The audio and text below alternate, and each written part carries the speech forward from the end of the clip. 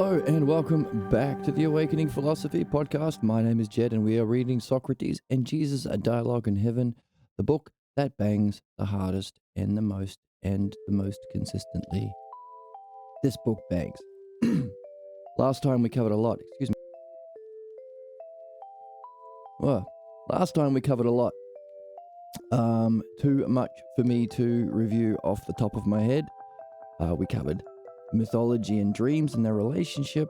We talked about if we create the conditions, then we'll have the effects of the same effects of the Hellenic time, and we can bring to birth a flowering of the new age of mind.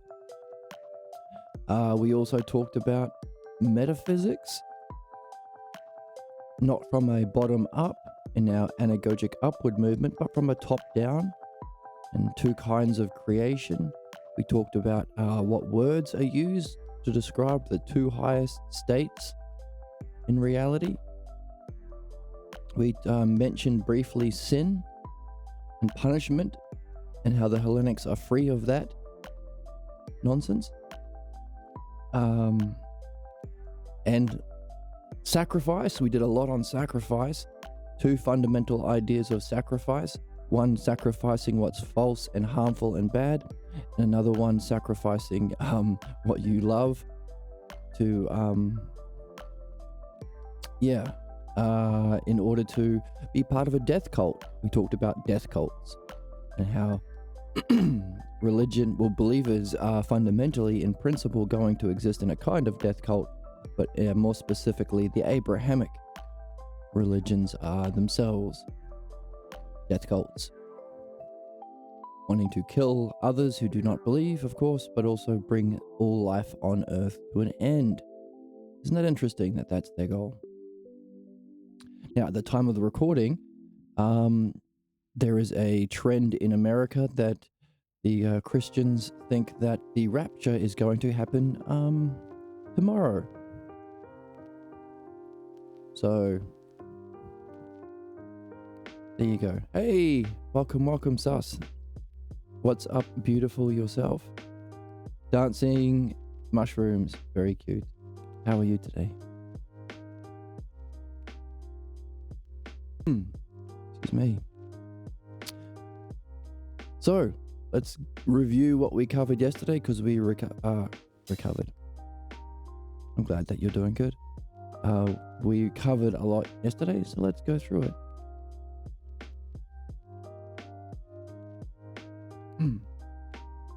My incense next to me is making me cough.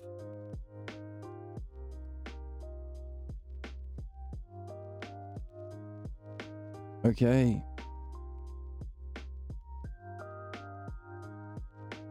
Let's start back here. The idea of, got the chorus in my face. The idea of personifying these metaphysical principles into gods, characters, that's mythology. They're trying to ward away gym thugs. No gym thugs today. I didn't go to the gym today. It got too late. And I decided I wanted to have a stream today instead. And I needed more energy to do music stuff afterwards. So no gym today. And no gym thugs. They were successfully warded away with my incense. I think this book that we read mentioned lighting some incense in honor of dreams, I think. So when I read that, I started lighting incense. So the idea of personifying these metaphysical principles that we are understanding and get to experience if we stay in the game and keep it up is also what we do ourselves. We ourselves try and personify the ideals that we understand and know. Willing to be what that vision embodies ourselves, and seeing if we can. Speaking of being around gym thugs, excuse me, if we can live that ideal even in difficult situations. That's a fire sacrifice. For acting out that vision in the most difficult of circumstances is a fire sacrifice. For verifying the degree of truth of that vision. Oh, simmer pots. That sounds nice.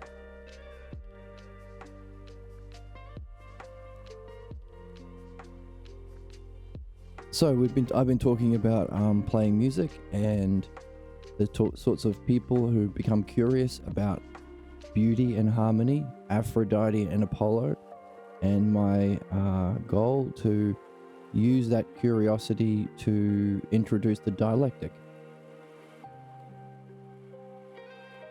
Either by doing the dialectic or talking about the dialectic. That's been my goal. And the strategy of using their own language, asking them to talk about what they're in awe of, what they're curious about, and maybe even some background that they have, so I can use analogies from their skill sets. So if they're a basketball player, I might use basketball terminology.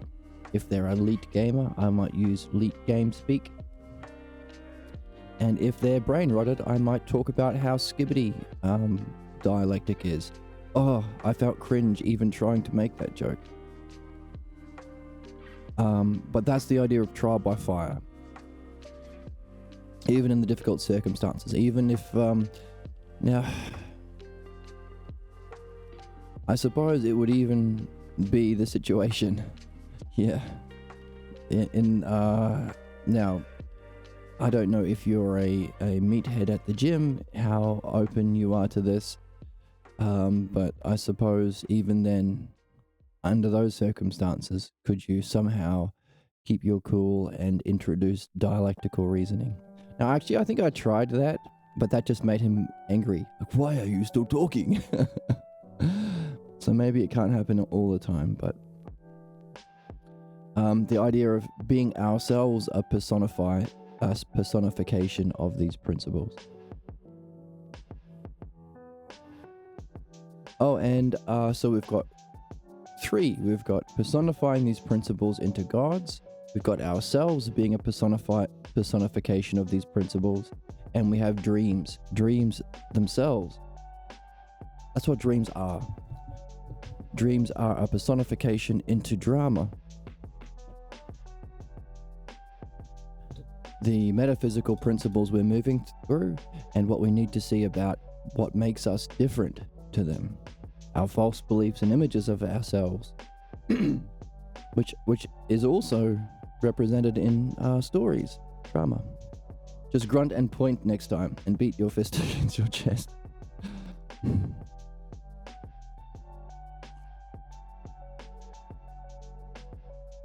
need to go to the gym when you're 19 pounds and 5, 6.5, you gotta conserve calories. Conserve calories. Gotta get into those protein drinks or something.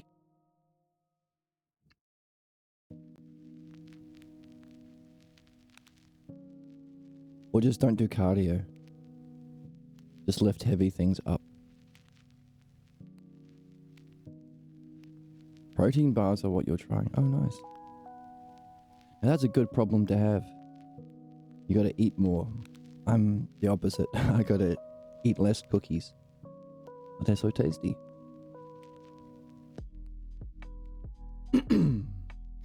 Dream takes an analogical form that contains an anagogic function to raise the souls of men to the divine. So again, mythology's purpose is to represent the metaphysical principles that we can understand, but also experience. That's the raising of our souls to them. Awakening different cognitive functions within your psyche and awakening different perceptions of different dimensions of reality. It's not just a belief system. You actually get to play there. I can't find anyone, they would yeet me out the window. Oh. Okay, well that's good that you're not wanting to fight people.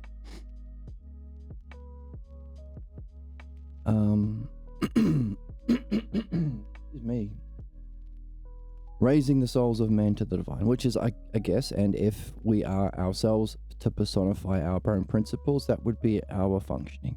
Can we ourselves function in a way that can raise souls of man to the divine? And been talking about doing my best to do that through music as well. You would, but you're not a buff man. I'd fight anyone, anytime. Firecracker. Like a chihuahua. Chihuahuas want to fight everyone, anytime. But no fighting for me.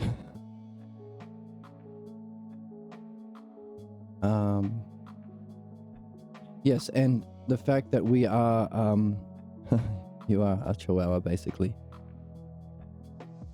The fact that we can do this and participate in this because we have dreams tells us that nobody can come along and say that man cannot ascend to the intelligible.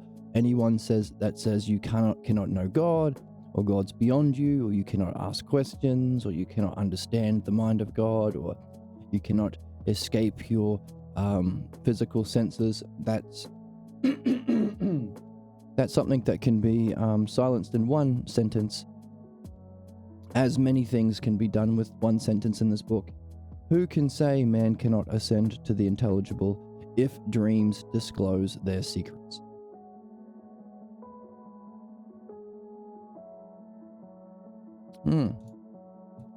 Dreams are the bridge to the most sacred way of understanding. When people seek meaning in dreams, their way of being is enhanced. They awaken a common spirit that brings into being the culture of mind. So not just for us individually. If as a culture we recognize the significance of our dreams, we can awaken a new way of being in our culture. Why are you One Punch Man? Just knock them out. Power's too strong. That one flick of the wrist will knock them out into orbit. I do love One Punch Man. Your punches are like marshmallow thrown in somebody's face. Oh, who are you trying to punch anyway? Are you massaging me or punching me? Who is it that you're trying to punch? Although I do like a face massage. That's lovely. The world, right? If you want to punch the world to death, I know a good religion you can join. All of the Abrahamic ones. Prometheus personifies a foresight, knowing the future. So the principle of Prometheus gave us reason in the dialectic. So the principle that we can use reason through the dialectic structure to benefit people, which is to raise souls up to the divine. And the fact that we do experience that in our dreams in a way that's personally meaningful and relevant to you and exactly what you need when you need it, shows that there is a principle of Prometheus that can know the future, the present, and know what's personally best. That's providence. That's Prometheus, the gift of the dialectic and reason. So, in order to know what's providentially the best, you have to know one's future. What's your destiny? Where are we all headed? What's our goal? You also have to know what's happening in somebody's present so that you can use the dialectic to guide them towards their future in a way that's beneficial to them. That's justice as well. And so justice, to say that there is such a thing as justice in this world, destiny, goal, and someone's present. Yes. Which means that there is a structure of justice in place, which is to say our cosmos, the universe that we live in, or any universe, the multiverse, is providentially intelligible. Intelligible meaning understandable and knowable, its mind. And providential in that understanding and knowing is used to benefit us. Our job is to tap into it, and that's what metaphysics is. Tapping into it by that's what mythology is. Tapping into it by seeing that our dreams communicate to us providentially. So long as we unpack the mythology, it's not literal. You're not literally being told a dragon's going to eat you tomorrow. It's a metaphor. And we unpack that through the gift of Prometheus, the dialectic. So it's through the dialectic we can ourselves unpack the meaning of our dreams to partake in a providentially intelligible cosmos. And when we ourselves personify that way of being in our lives, we can share the dialectic with others. And that's the art we're here to master. So by this gift of Prometheus, the dialectic, Hermes represents the dialectic, we can ourselves raise our souls to our highest state of being and function in a providential way to all others. The great cosmos, I think we live in a highly intelligible universe. How do you know about the Dragon Denver prophetic dream? Dragon Devour prophetic dream.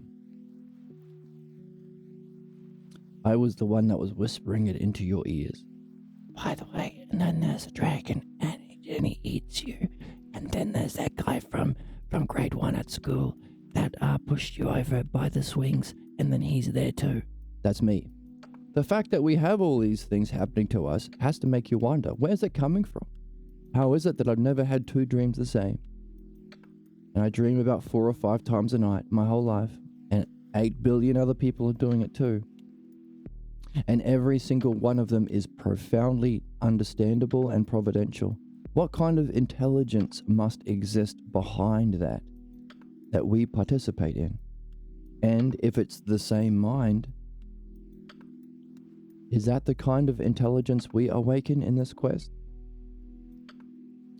But you can only play this game of mythology, participating in your dreams, creating stories, creating your own mythology, unpacking the mythology of these books that we read, and also mythologizing the dialectic yourself in your own existence, you yourself being a personification of these ideals.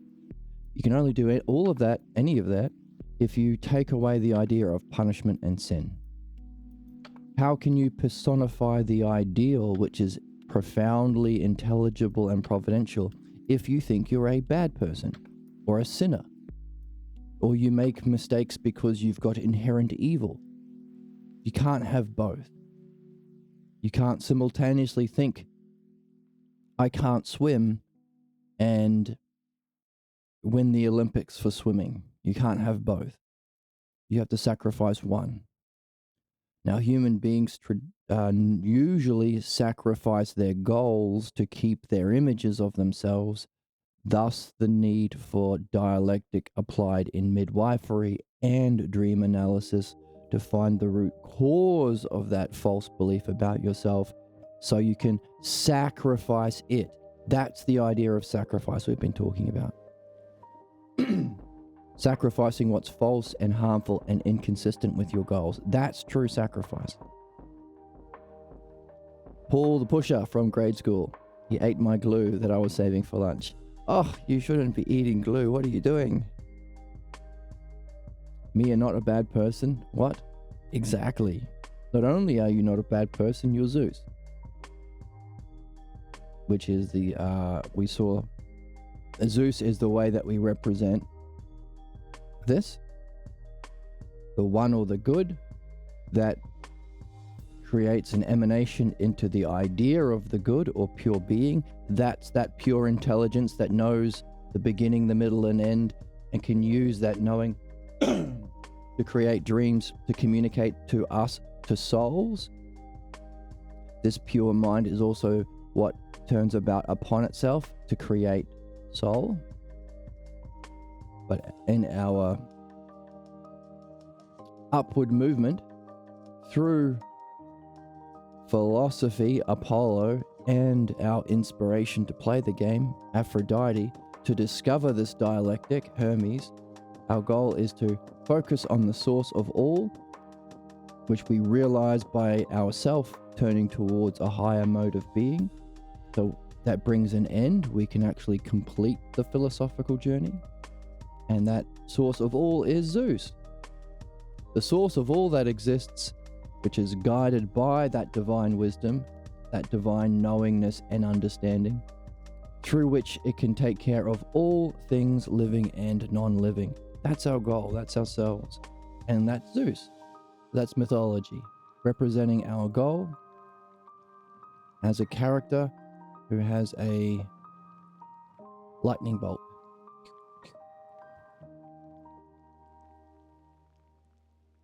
But you can't do any of that if you have the idea of sin. You can't be the source of all and functioning through divine wisdom to take care of everything if you think you are a bad person, or the devil's in your heart, or you're less than others because you're born in the wrong place, or you're not a man, or you're got the wrong skin color, or any of that crap. You can't have both. But thankfully our dreams give us stories, myths about our false image, the fact our small beanness. I'm just a small bean. So we can remove the cause of that and sacrifice it to fulfill our true purpose and destiny. But that's true. If someone says you're bad, like, okay, well, where do you go from there to ever hope to be good? Exactly. The self-defeating prophecy. Self-fulfilling and self-sabotaging prophecy. If you believe it, you'll just look for instances that justify that you're bad. And if you're bad, how can you be good? Yeah, good point. I'm Zeus. I owe so much child support. That's funny.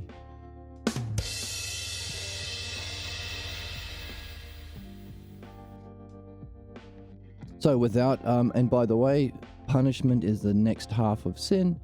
You can only inflict suffering on someone and say, oh no, I'm not just being sadistic. I'm not just imitating my own parental figures and doing the same cruelty and injustice I'm suffering and I suffered as a kid and I do to myself. No, I'm not just projecting my issues and enjoying being the bully and not the bullyee. No, it's actually for your own good. I'm actually teaching you a lesson. I'm an educator. That's what punishment is. It's the lie that people solve problems through inflicting suffering upon them as a way of justifying sadism. You can only do that if you think problems are caused by an innate badness. Because if problems are caused by a misunderstanding or an ignorance, then you solve problems by finding the source of the ignorance through reflection and conversation and dialectic. And once free of the false belief, you develop an understanding to find a new way of solving the problem, because all problems are not problems, they're solutions that no longer apply. They're the best thing you've so far learned to address a certain puzzle, to solve a puzzle. The best thing you've so far learned to meet a certain need or to address a certain situation. So, once free of the addiction to a certain kind, or the belief that there's only one way to solve that problem, once free of that belief, you can go ahead and learn a new strategy. Learning. Nowhere in that model of solving problems and learning is there any infliction of violence or suffering. If you did, you would be removing the conditions for that reflection and learning. So punishment is a lie that is built on another lie, sin. That is, that problems are not caused by ignorance or false beliefs. It's caused by a demonic supernatural demonic force that always seeks badness. And so you can't reason with it. You can't reason with heathens or heretics. You can only murder them, invade them, bring the world to an end so Jesus will come back in the rapture and defeat the demonic forces. That idea that problems are caused by an innate sinister force and Earth is a battleground between the forces of good and the forces of evil comes from Zoroaster. We read that in the book last time. Zoroaster and Zoroastrianism is a dude from around somewhere between around 1500 BC to 1000 BC. So what's that? 3,000 to 4,000 years ago. He came up with this way of understanding. So we can say that there is a similarity between the Abrahamic traditions, Judaism, Islam, and Christianity, and Zoroastrianism, in that they both think that problems are not caused by a lack of understanding or belief. In fact, they want belief. Paul flipped the teachings of Jesus around and said, hey, all this stuff about understanding parables and the kingdom of heaven being a state of mind and the kingdom of God being a state of self. No, let's throw all that away, says Paul and the church. Let's say that belief is the solution to problems. Belief or faith is the way to salvation and not the cause of problems. Well, then what's the cause of problems if it's not belief? A magical, sinister force called the devil or evil or sin. And by the way, we can blame women for it because we'll tell you a myth about Eve tricking Adam into eating an apple so we can subjugate women for thousands of years. And even now there was recently a vote for who gets to, well, that thing where who gets to be Pope, and they were all men, of course, like blatantly sexist. So they have to say, well, okay, if we want to enslave people through sin and punishment, we can't and have a group of blind followers. We have to, and we want to sanctify belief. We have to give another explanation for what causes problem other than belief. This is the Zoroastrian belief from even like 1,000 years before, 1 or 2,000 years before Christianity. Zoroaster, the idea that good versus evil is the reason for problems. So we saw Zoroaster mentioned last time as well. So, of course, that's all wrong and terribly harmful and antithetical to being a human and learning. So therefore, we can awaken our Hellenic mind by actually participating in the profound intelligence and providential intelligibility of reality, by participating in mythology, by unpacking the mythology of our dreams through the dialectic,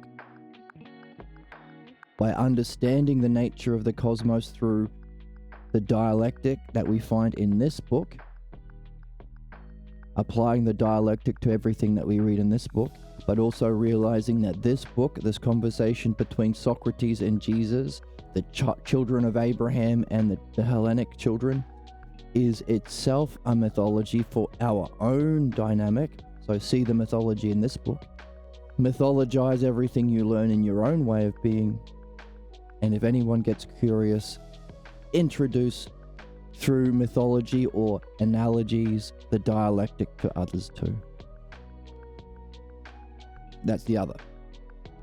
Oppression through belief and the idea of punishment and sin to justify violence and oppression, or the use of the dialectic and analogy or mythology to participate in a providential, intelligible cosmos. Those are the two options on the table. One's bad and one's good. Punish you until you're good. Exactly. Sounds stupid when you say it out loud, right? That's the thing about, this is one of the great things about philosophy. Once you can see it, you can say it simply. And once you say it simply, it makes you laugh. It's like a punchline. Like comedy and real philosophy are very close. Like Daddy's belt. Exactly. The real issue is, what image is Daddy using when he is inflicting violence on someone who's helpless and dependent on him? Why does he feel like he's the most knowing? Is he playing out the same injustice he suffered? Is he carrying a false image of what it means to be good and knowing? And by the way, if believers can't have the actual experience of knowing, because it's knowing yourself as eternity, which is a blissful experience, literally, it's the highest words we have in our language need to be used to describe that experience. That's how good knowing is and feeling. Believers are blocked from knowing, blocked from understanding, and blocked from being providential, but they can hurt people. You can hurt people. You can kick over a sandcastle.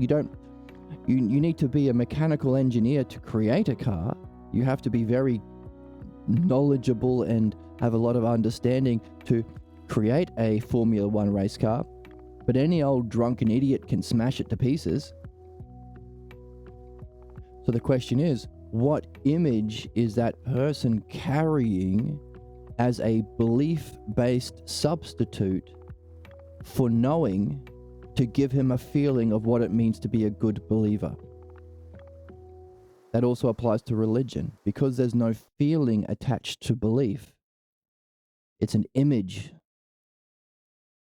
and a copy of someone else. They have to substitute something for what it means to be a good Christian, a good Jew, or a good Muslim. And that usually involves murdering non-believers, or trying to convert non-believers, or attacking non-believers, or even going door to door and saying, "Let me tell you about Jesus," and getting the door slammed in your face and getting mad.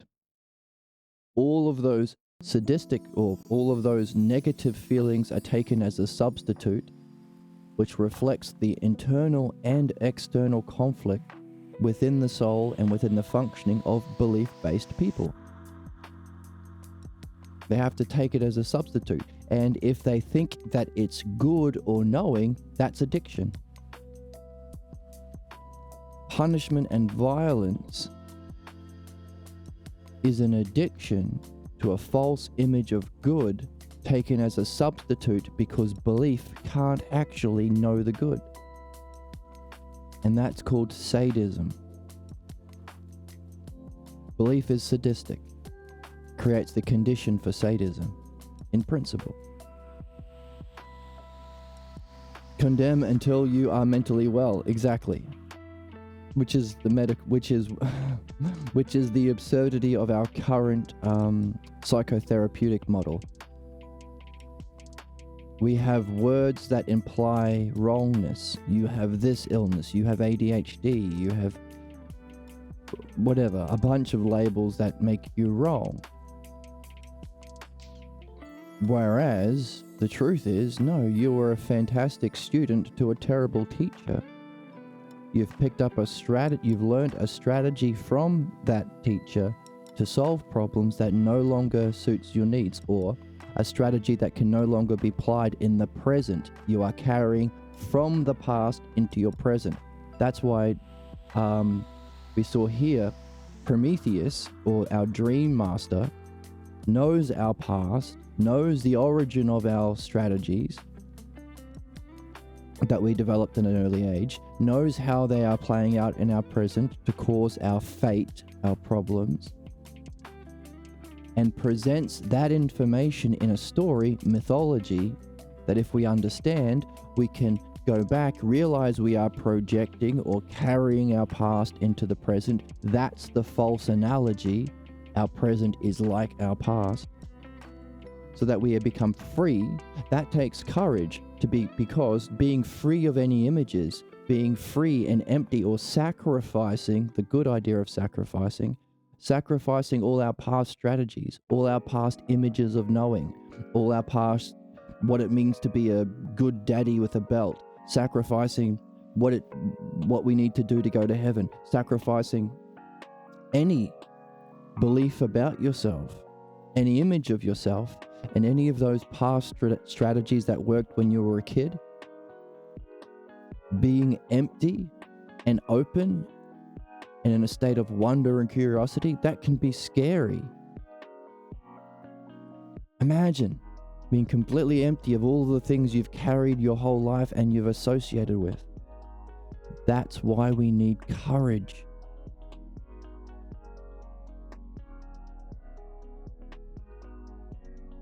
What could possibly go wrong with all these ideologies? It's not as if shame, guilt, fear, and are associated with mental illness, addiction, and offing oneself. Exactly. See, by getting to the root of the ideology, built on shame, guilt, fear, punishment, and sin,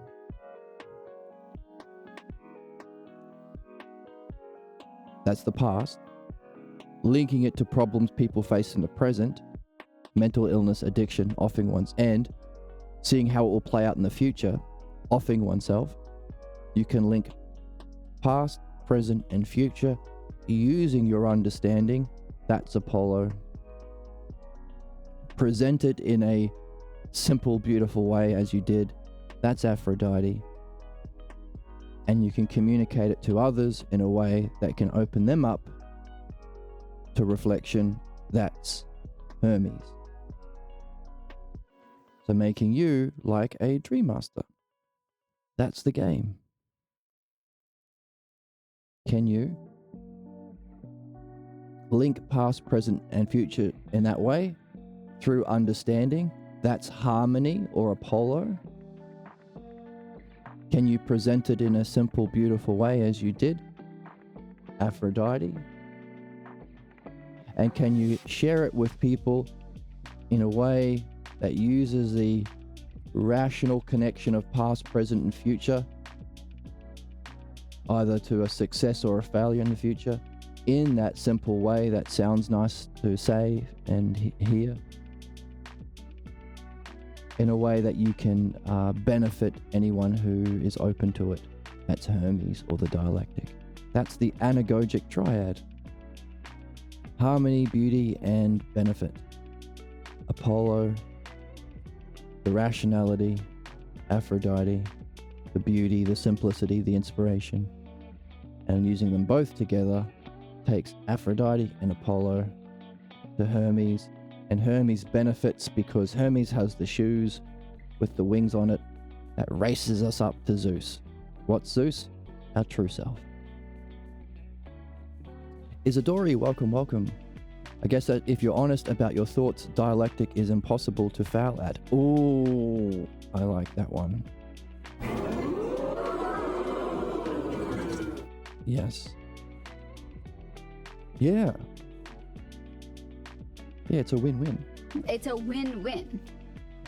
You're honest about your thoughts, dialectic is impossible to fail at. Because if you fail, then you can oh, where did we lose the thread?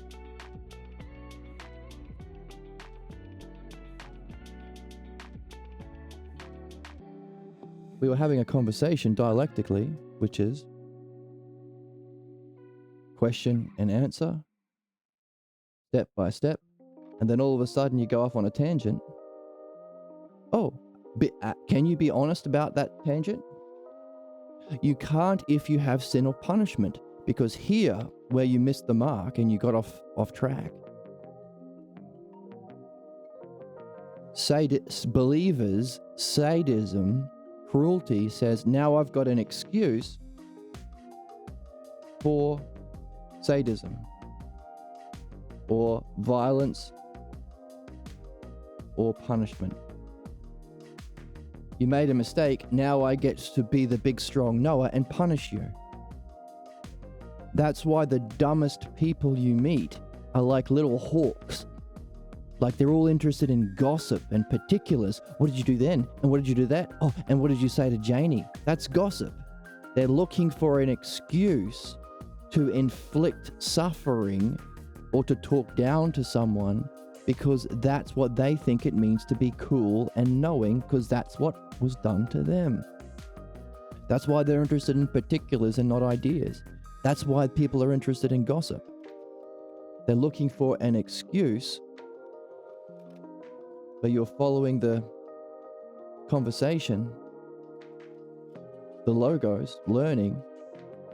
Where did you make a mistake?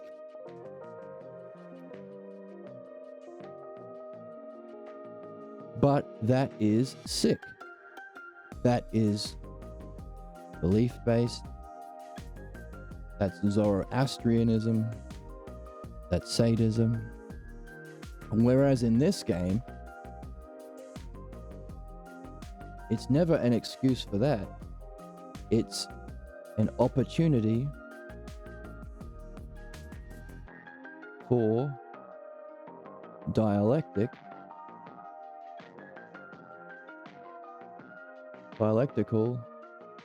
self-reflection to learn, gain insight, and free yourself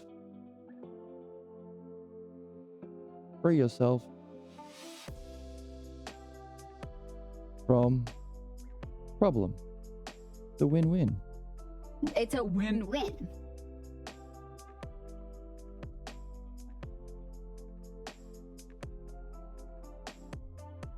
See? This is Hellenic. And down here,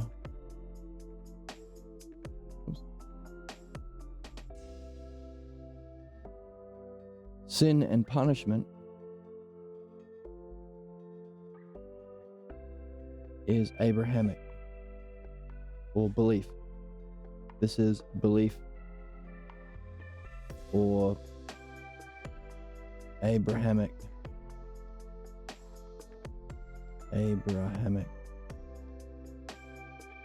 This is sin.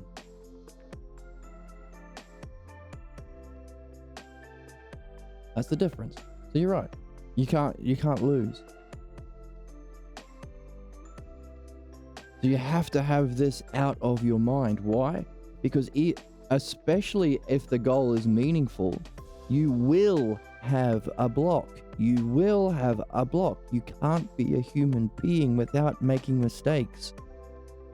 That's literally why we're born as souls. And we can reflect upon how the fact that even though everyone gets the pathologos, everyone's is different.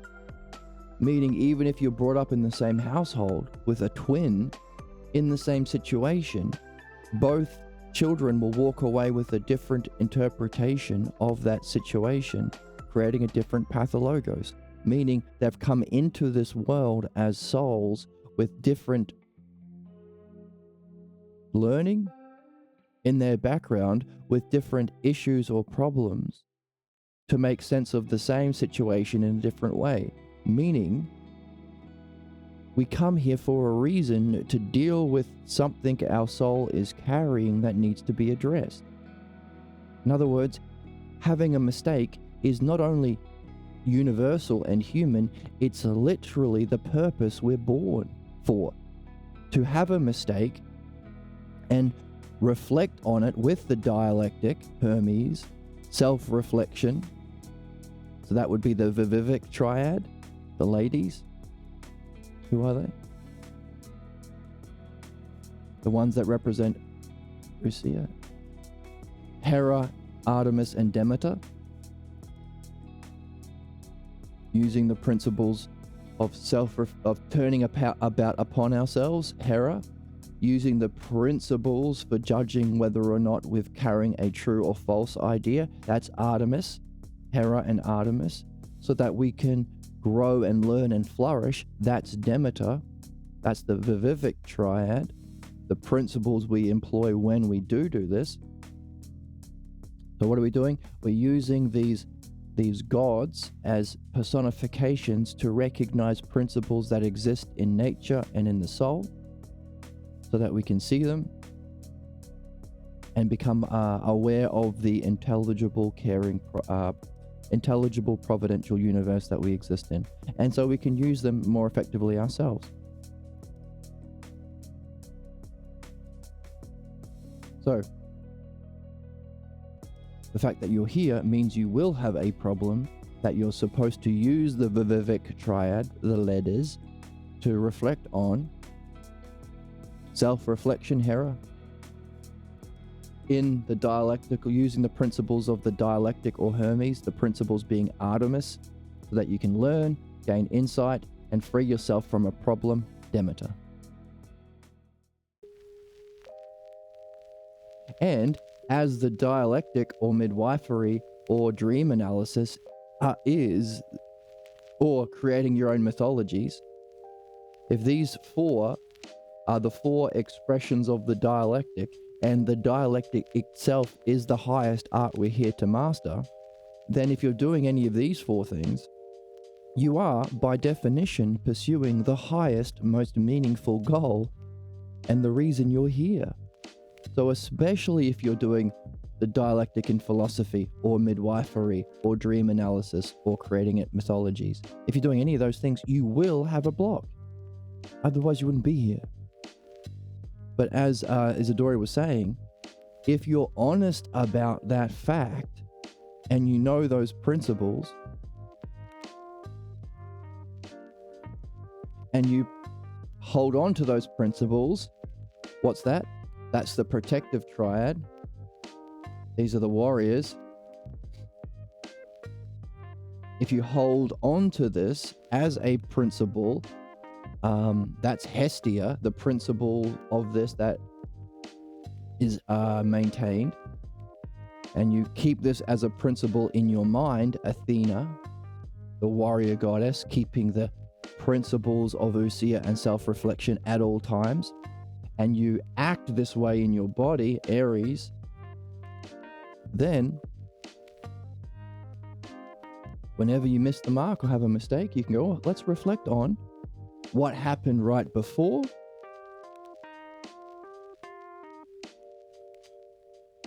what happened in the at that present, and what happened as a result, past, present, and future, to get clues about your state of mind,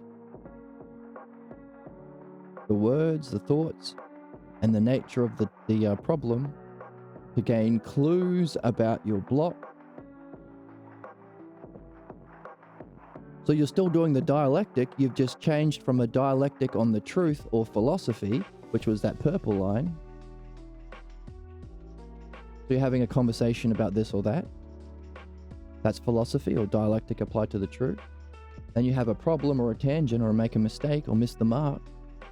Now you're still doing the dialectic, you're just doing it on the false.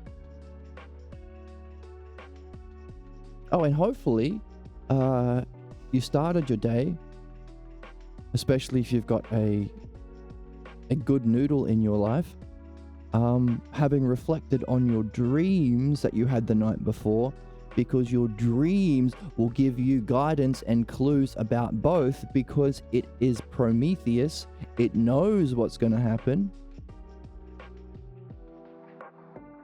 So you can add in dream analysis or both true and false.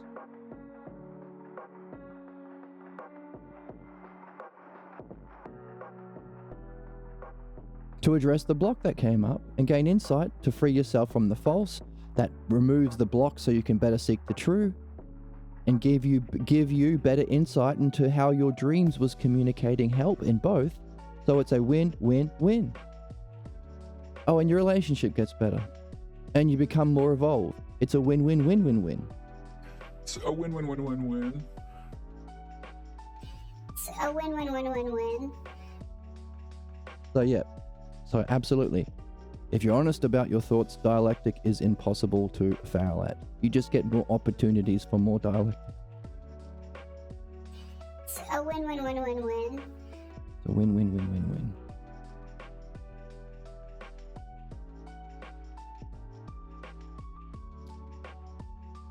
Oh yeah, what's emotional regulation when you can have beliefs? Yes. I'm not angry. It's the devil that made me do it. Or it's the devil in you that I want to beat up. I grew up to be a heathen. Yay. Fire from Isidori. Great points. So, Prometheus, the gift of the dialectic from the gods that is communicated to us through dreams in the way that we talked about, and in the philosophy and dream analysis, is far-seeing, knows the future, knows the present, and on a personal level, this kind of knowing even knows that it will only do what is providentially the best. That's the thing.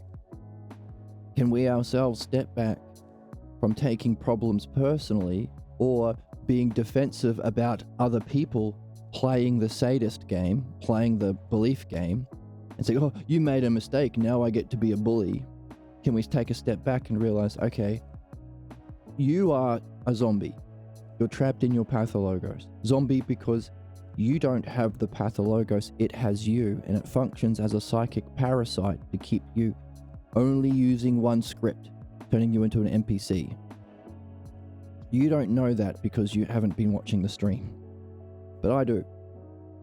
Can I take a step back, use my understanding of what you're doing, use my understanding of what's good, use my understanding, like, can I be Promethean myself, saying, oh, you're just carrying your past into your present, which is going to trap you into a terrible fate or future? And can I use that understanding to function in what's going to be best for you? Not listening to you, not pretending you're a knower, not letting you lead the conversation because you are the louder one. No. Can I use this understanding to benefit you personally? So that's Prometheus. Knows that it will only do what is providentially the best, and that's justice. On a general level, it's an awareness that there is a profound structure of justice in place, because that means our cosmos is providentially intelligible. So as we step back from that personal example, we can say, okay, why did this even come up? Why was I faced with this person doing this thing? On an individual level, I tried to use my Hermes, my Apollo, Aphrodite and Hermes, my anagogicness, to benefit that person providentially. But how is this providential as a whole? How is this part of a greater justice? How is this present moment what I needed to do for my soul's development generally? So these things we can wonder about as we walk. We can't do that if we have the oppressive hand of punishment and sin. But if we remove that, if we sacrifice, the greater the fear, the more the need for a sacrificing punishment. But if we sacrifice punishment itself, we are free to enter into the Hellenic mind.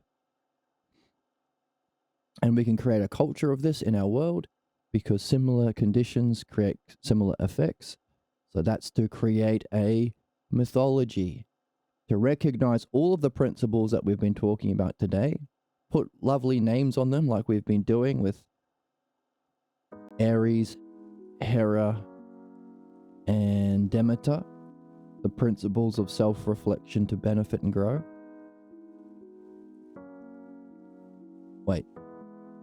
Artemis, Hera, and Demeter, the three ladies of the Vivek, powerful, inspiring gods, the protecting gods. Keep this in our way of being, defend it as our way of being, Aries. Defend this psychic way of using your mind, Hera, and preserve it as your whole, Hestia, the goddess of the fireplace, the heath. Use your understanding, Apollo, in a way that's simple and beautiful and inspiring yourself, Aphrodite, to engage in the dialectic, Hermes. Those are not, we're missing one more, because there are only 12 we have to remember. and practice remembering.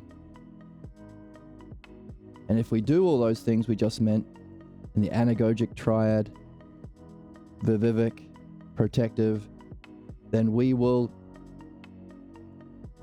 be using our motion of self-reflection itself, that's Poseidon. We will convert that psychic energy into our activity in a way that inspires generation and growth and inspires souls to know themselves. That's Hephaestus.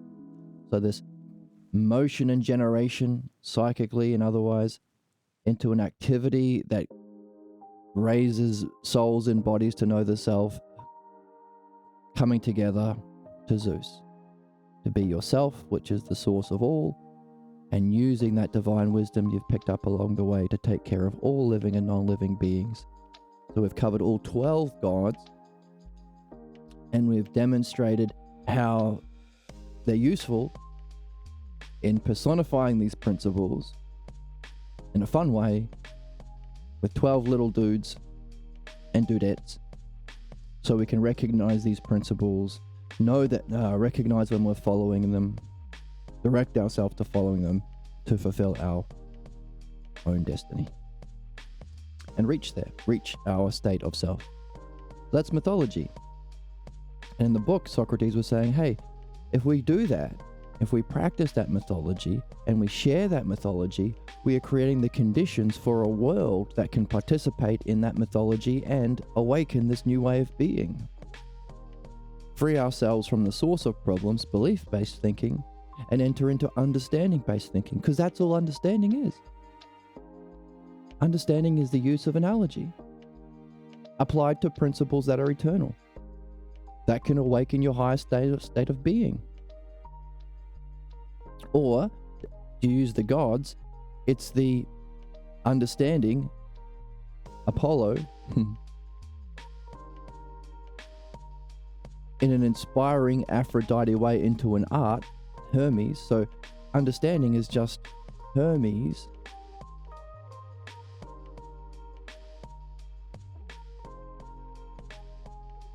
applied to the intelligible, the vivific triad. I'm trying to remember. Artemis, Hera, and Demeter. Together as a whole, the protective triad. Artemis, Athena, and Hestia. To know the self. Hephaestus, Poseidon, and Zeus. So understanding is the use of analogy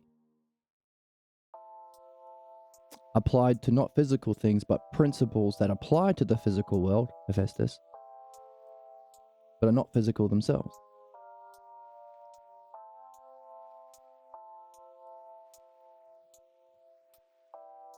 Allowing us to understand the principles and sources of problems, belief, free ourselves from it, further develop this understanding. That happens through mythology. So if we can create this mythology or this personification of principles into people, we're creating the conditions for this Hellenic mind to arise that can solve problems and create our excellence individually and collectively. That's the solution to the world's problems in this book. This book bangs.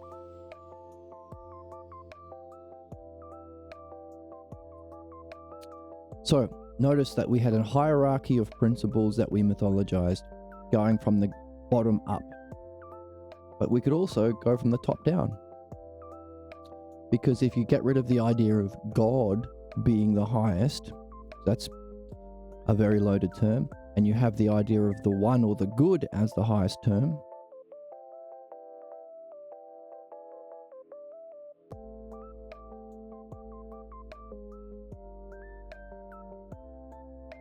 the one is the highest, that's the one self or the good self. A 12-step program. Yes, the 12-step program, exactly. And just like an AA meeting, There's always lots of coffee on hand. Lots of win-win. It's a win-win.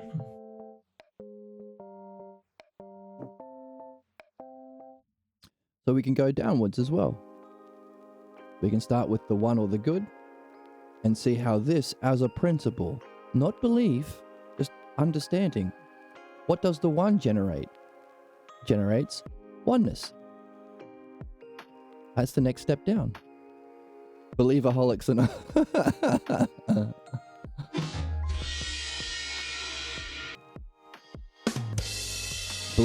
Believerholics Anonymous. That's the meetings that we have here. The one creates a oneness. It's a high level of one. It's not quite the one, because there's a oneness. There is something together as a oneness. So there are still parts. Parts are many, not one. So one is on a trend, like just pure reason here. It does apply to levels of reality, but the intelligibility of reality means we can also access it through time and pure reason. That's dianoia, that's understanding, not belief. As a principle, one can't be many, because if it was many, it's not one. It's by definition. But a one is necessary for the idea. Terrible. But one is necessary for an idea of. So one is necessary for an idea. A bit harder than that. One is necessary for an idea of oneness.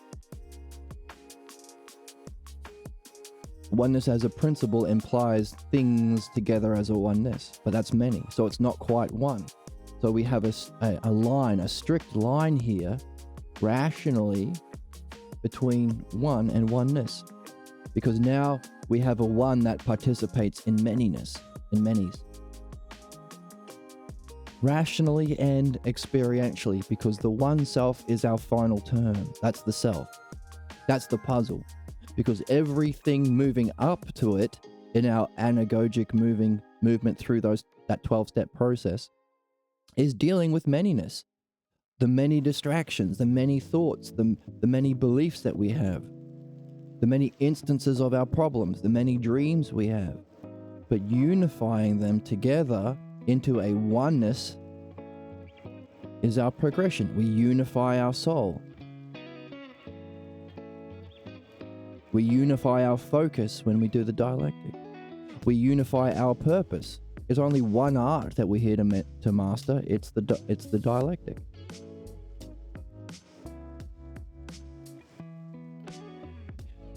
Protect it as a whole. So what we are doing is engaging in variations of oneness or unifying, unity,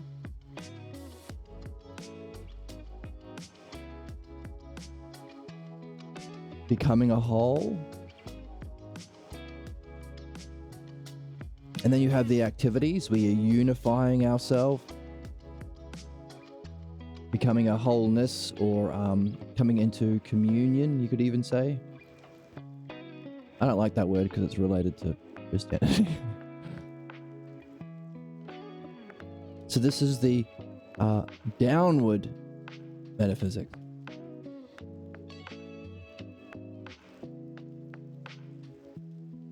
Oneness is a higher principle than unity.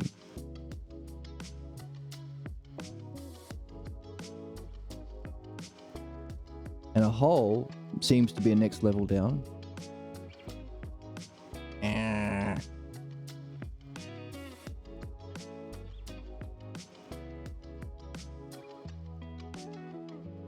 Which is a way of understanding emanation or creation.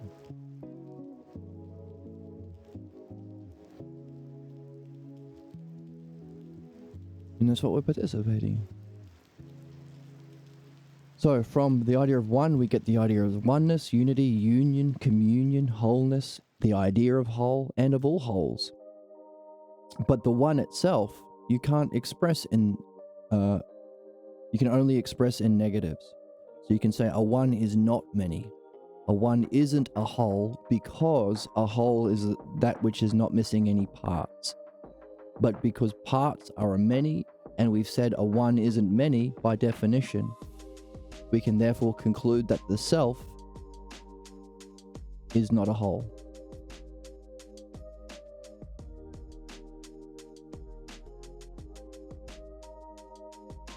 Or you could say, well, hang on a second. If our goal is Zeus, or the one self, if the definition of the self that we're after as Zeus is the one self, then we can use our metaphysical understanding of the one to connect it to the self to make conclusions about what it is we are and what it is we're seeking. For example, a one, by definition, is not many. One, not many. Therefore, the self is not a manyness. You're not divided. So if you are ever perceiving things in the realm of the many, like your physical perceptions, you can't find the self there. You can't see it, you can't hear it, you can't even think it, because these are all expressions of manyness. Is the self a whole? Well, if you define the idea of whole in relation to its pair parts, which are these self-logos pairs we've been learning along the way, whole, part, same, different, the primary units of perception, of thinking, of existence, everything as a whole and a part. This is going to be same as this because they're both things, but it's different because my pen doesn't have cute eyes like the little sloth monkey.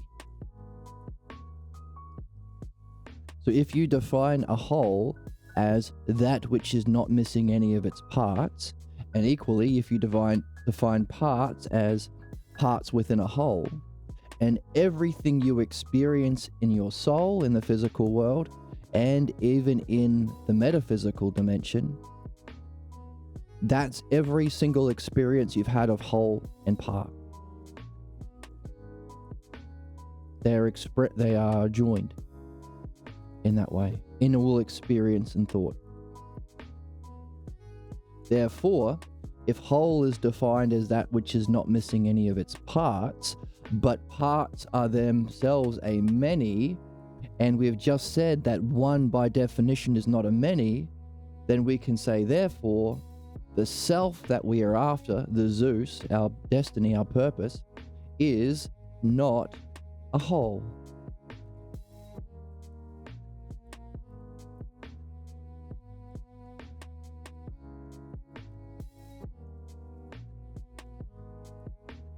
We can do it for all of them. So we've made a definition of the one using a negative.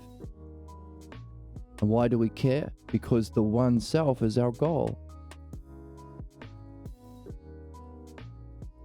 So we're missing a step, aren't we? If whole is defined by parts and parts are many, but we've already said that the one is not many, therefore the one is not a whole. In that way we've defined it. Therefore the self, which is what we're after, is not whole. So we're learning about what we really are. And we can take the implications of that. If you are seeing or perceiving anything that's a whole, or anything that's a part, you're not going to find what you're after. So all other activities that we do in the physical world, or in our lifetimes, are all, at best, leading to this. If we are using these activities to see the principles, those 12 gods,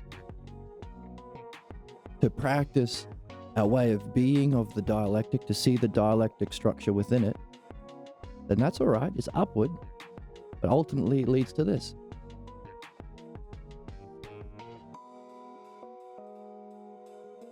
Because that's our goal, to know the self.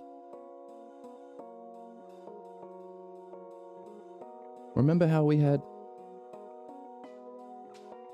a whole list of these?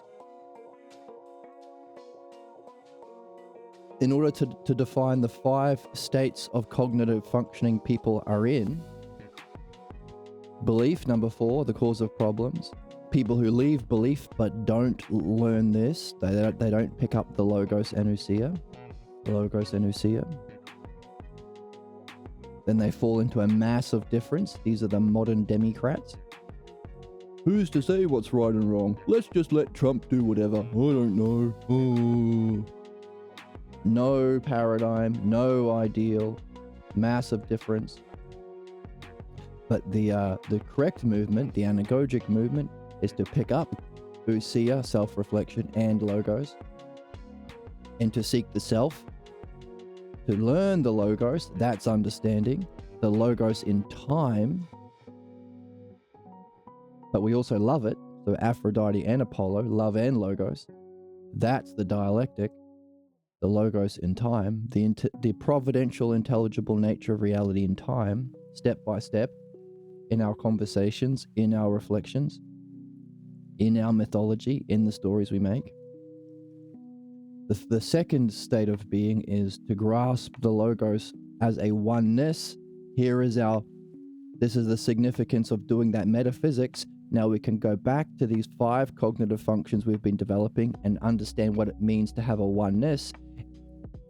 Oneness is to see the logos all at once, out of time. That's knowledge. But you know what the oneness is less than? The one. So the first state is the state of self, or know thyself. But now we can add in what we just discovered in our further reading, weaving the text together, and recognize, hey, what was above oneness? Hey, oneness was in our metaphysics before. But we know that there was a line above oneness for the one. Therefore, that state of self, or knowing thyself, is something to do with one.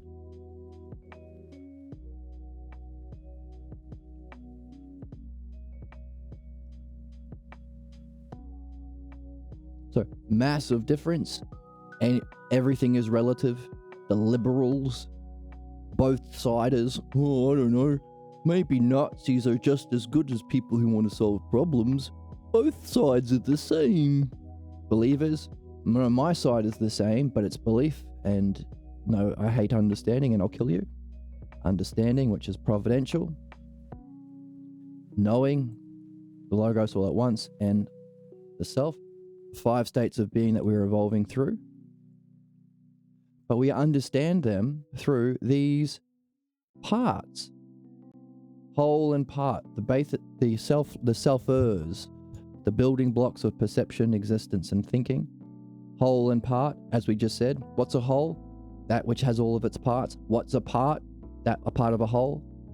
You do the same thing for all of them. What's the same? When there's nothing different, then you are the same. When you're different, then there's no one else the same as you. I am different in this party because no one else is wearing a pirate costume. But for all of these, each are defined in relation to its opposite, one with a greater, one with a lesser.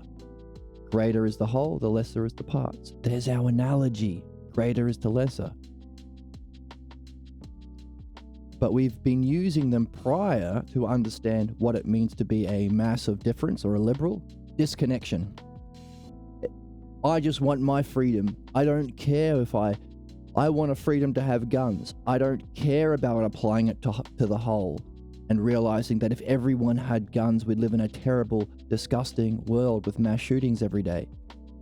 I don't care because I'm disconnected from the whole.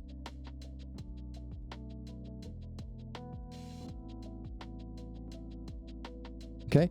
Believers, the same thing, except they're in conflict. Same terms. Of course it is. This is the unit of reality, of thinking, of the logos. The logos. Let's use the logos.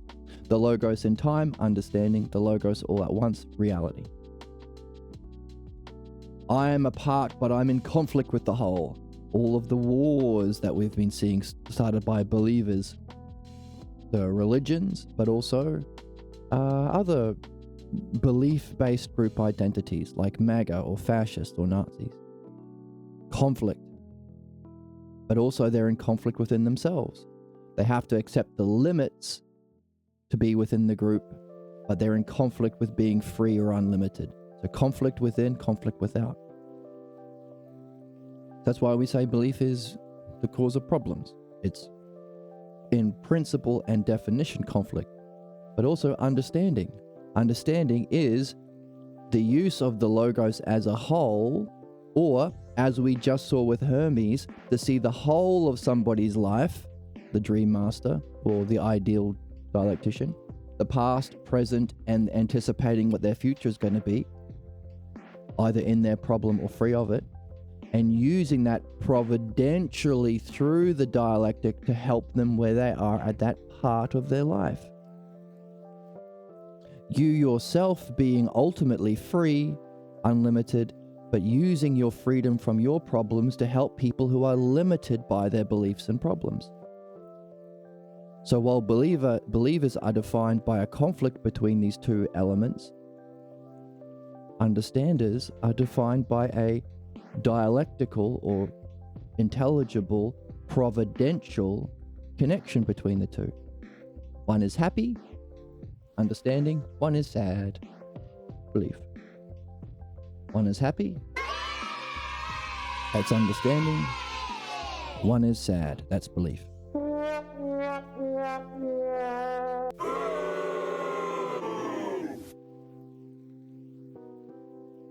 Okay, so far we've covered 5 Democrats, liberals, strict dualists, or a massive difference.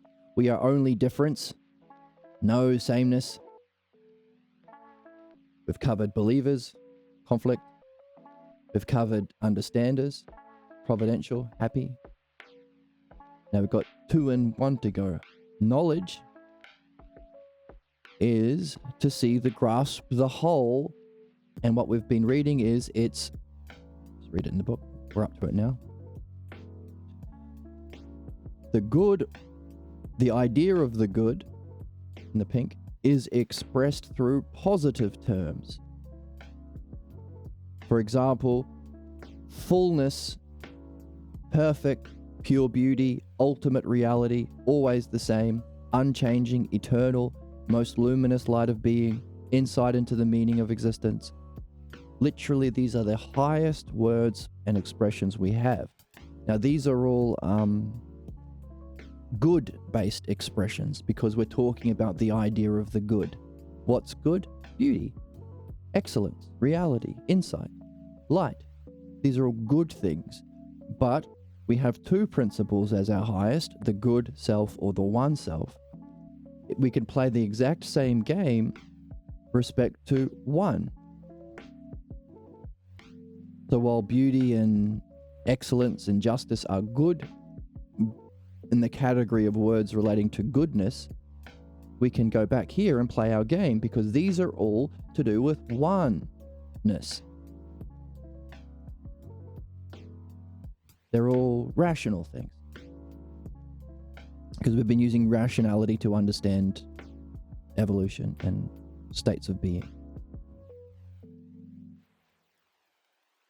So while beauty and reality and bliss and are all variations of good, we can have variations of one, whole and part, same, different, like and unlike. These are all rational things or one-based things.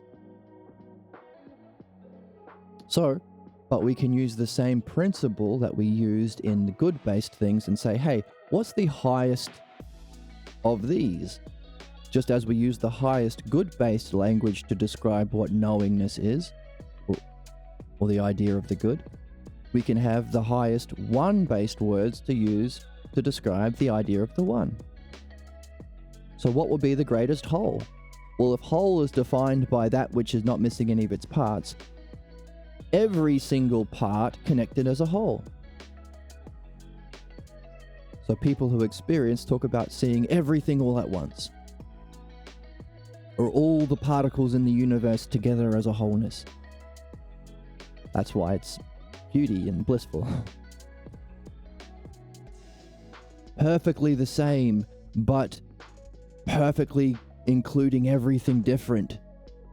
All of the different parts together as the same.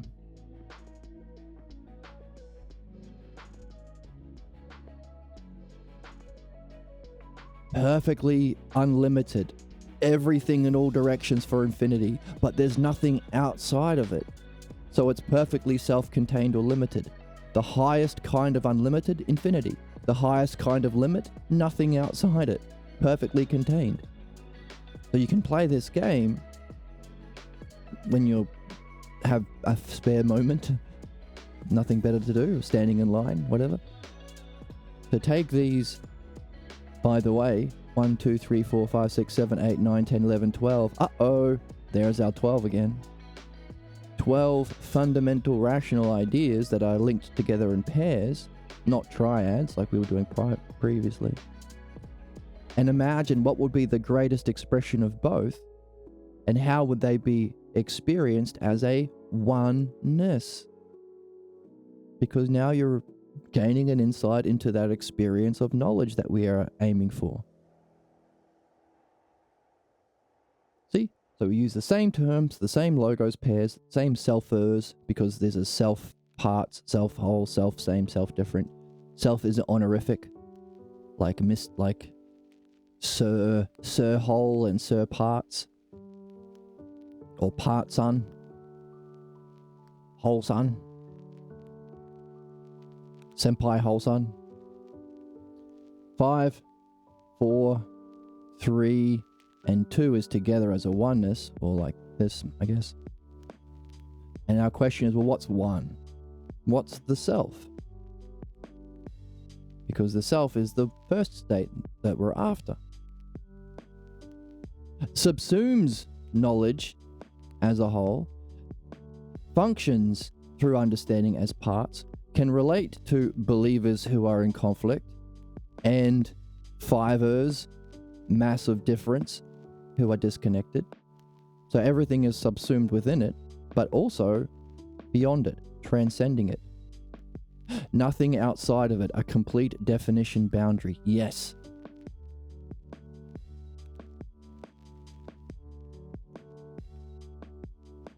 And then have that thought experiment to what would be completely unlimited and what would it be like to feel that. And then if knowledge is the two together, you are creating an image through reason or logos or understanding of that state of mind that you have, that your goal is to awaken, like an opening an eye, awakening your Sharon gun.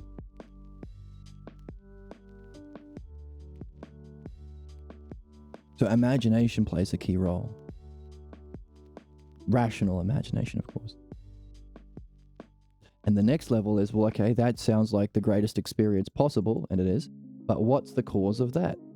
If that's state 2, to grasp the logos as a oneness eternally, that's knowledge. What's the self?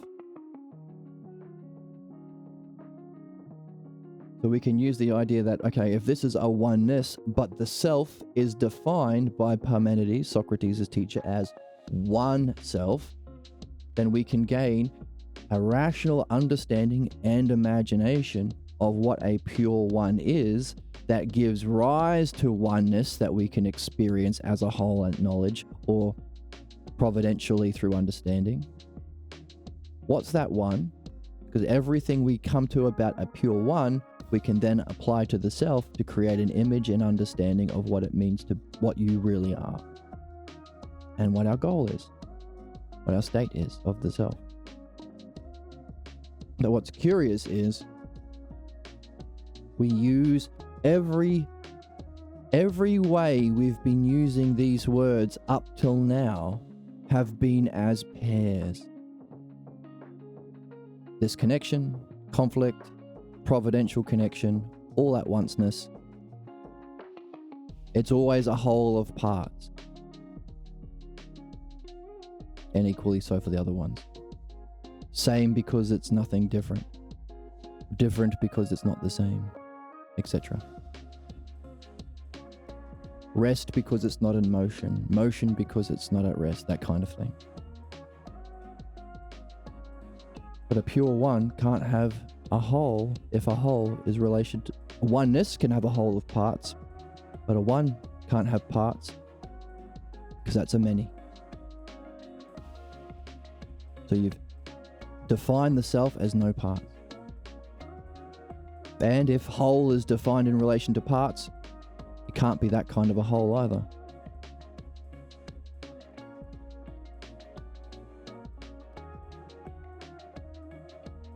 If sameness means there's you are the same because there's nothing different, but different requires two things to be different, there's a manyness, can't be different. And it's the same saying, we're all the same at this party because we're all in pirate costumes. There's no one different. There's no one in an astronaut costume. So you can't have same either. So there's a fun game you can play if you've got nothing else to do. Go through these 12 pairs and see how you can negate them for a pure one, and then as your conclusion about a pure one, apply it to the self. That's what you are.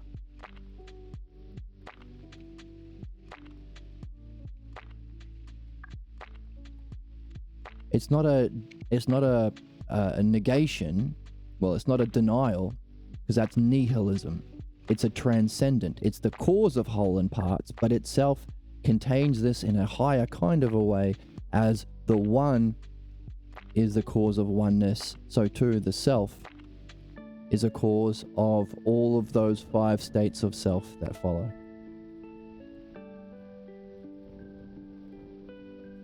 Now you might be clever and say, well, actually there are certain things that are a whole which don't have parts. How about beauty? How about beauty? Sure, you can have a beautifully arranged symmetry of a face or beautiful elements harmoniously ordered and structured and within a painting or something, and that gives rise to beauty. But beauty itself,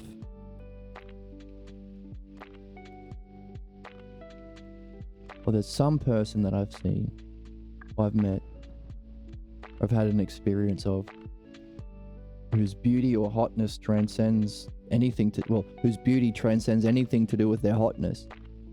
How pretty their face is. How sexy their boobs are.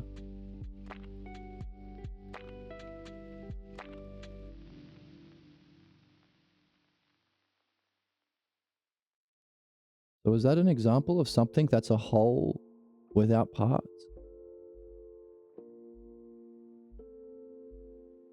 If so, is there a different way of using that word, completely different to all other things that we have experienced in 5, 4, 3, 2, and 1? No, not 1. 5, 4, 3, and 2.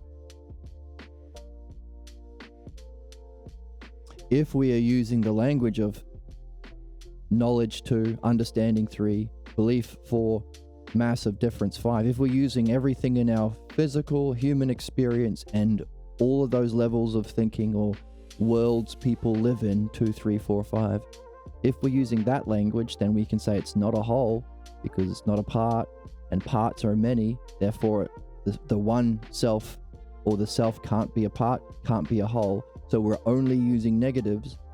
But if you run into this kind of a person that reminds you of a kind of a beauty that transcends parts, is there a different way of using logos?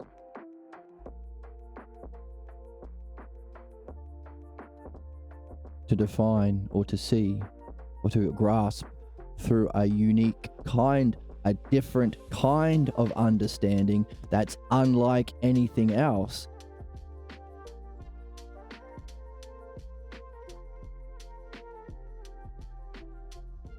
to understand the oneself without having to only use negatives. That's the mystery of the first hypothesis of Parmenides. But until we awaken that mystery, we can generally say that the one is only described in negatives. That's the way that we've outlined it so far.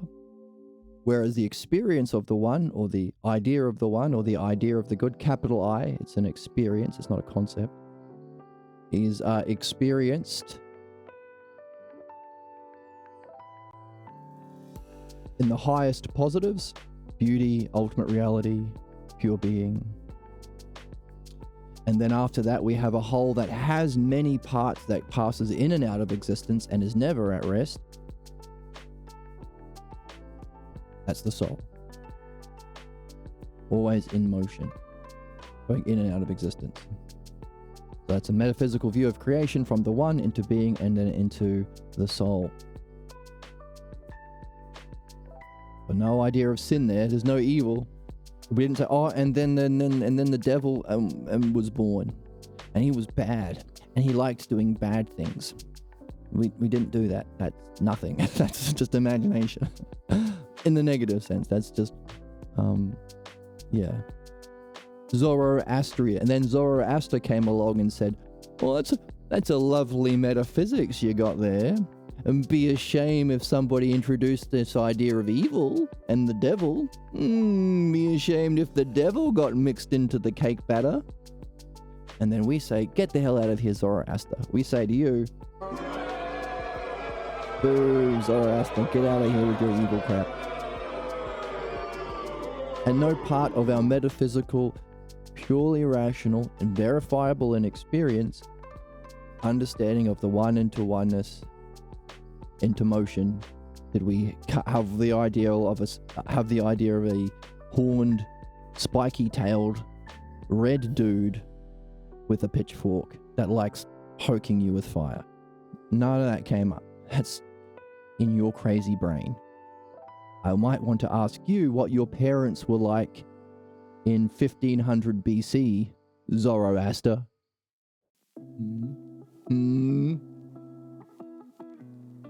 Did anyone poke your butt with a pitchfork?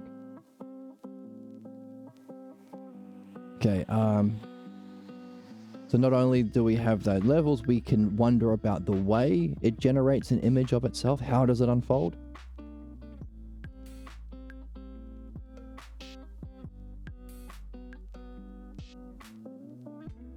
How does the one self give rise to being? How does being use itself as a model to create the copy of the soul that is the soul?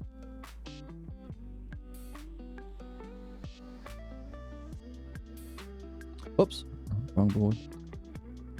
Wrong board again. How does the one generate being? How does being? This is the model and copy, by the way, because Socrates says, hey, I go to blacksmiths and say, you know how you have a model that you use to make a copy in your blacksmithery or your shoemaking? You know where that principle comes from? The idea of the good or pure being is the model used to generate the copy of the soul in the physical world. Do you know that? The universal soul, cosmos. You are in a cosmic activity, Mr. Blacksmith. Mythology, sharing it with the world. Okay, and by the way, that copy or creation reflects the majesty and power revealed in it. So going back to our understanding of our evolution or movement, spiritual growth through those 5 stages of thinking,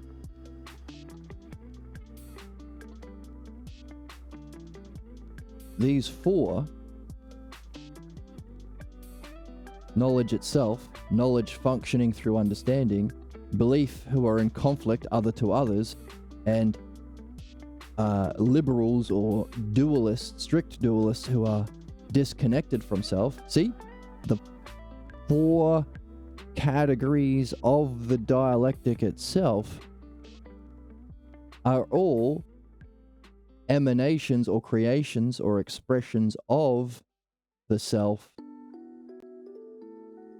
that function in a way to show the inherent majesty and power of the self that you might not recognize unless it overflowed into knowledge that then created the principle for understanding and created the physical world where we get beliefs and devolve into massive difference. This is all subsumed within the self in a transcendent, more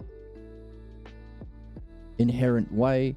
So all of our creation are unfolding into all of the dimensions of reality to awaken the dialectic, to awaken philosophy, to return back to the source, is simply to show the well, not only to show, but functions to show the majesty and power of the model itself. Everything you ever see, you won't see the self, but you can go, wow, that's an interesting expression of what is more primarily contained within the cause of self. All of this is from self. Isn't that interesting?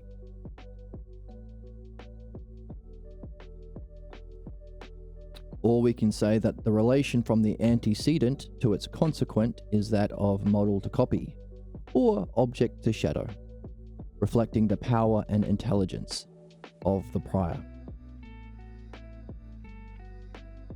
So, and we can tell that in a fun story with gods or Spider-Man.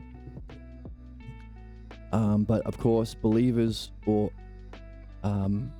people in the lands of Judea will be deaf to it. So that's a difficulty. But Socrates says, you know what? You can use analogies to communicate to people. And by the way, people who don't have a mythology, an analogical representation of these forces into characters that can be shared with everyone, if you don't have that, or you take the myths literally, you are barbarians. You are strangers to the gods. You are a barbarian. There's literal Sky Daddy saying, I need to kill you. That you're a barbarian. You don't use your fucking brain. Think. Who are you? You don't even know that. Why are you killing? Because it's good? You don't know the good. Use your mind before you start acting out your ignorance.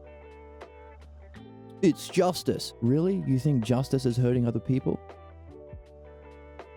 How are they made better? Oh, barbarianism.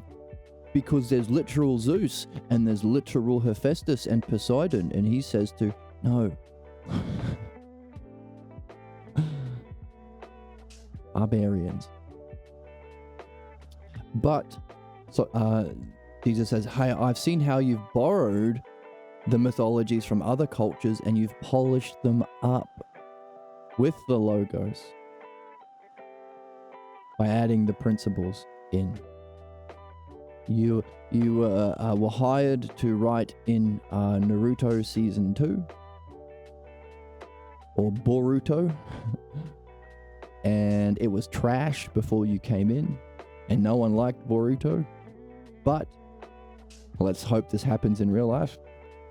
I liked Naruto. I couldn't get into Boruto. It seemed silly and pandering and without direction. But you've been hired on Boruto, and you are polishing that up by adding these metaphysical principles into the pre-existing mythology of Naruto. That's how you can bring others into the game. Hooray for you. And hooray for us who get to watch a better version of Boruto.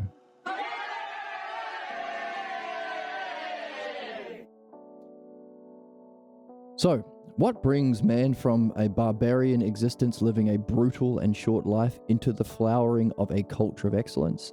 Mythology, which is the collective dream of people. In the same way we approach your Boruto episodes, we approach our dreams.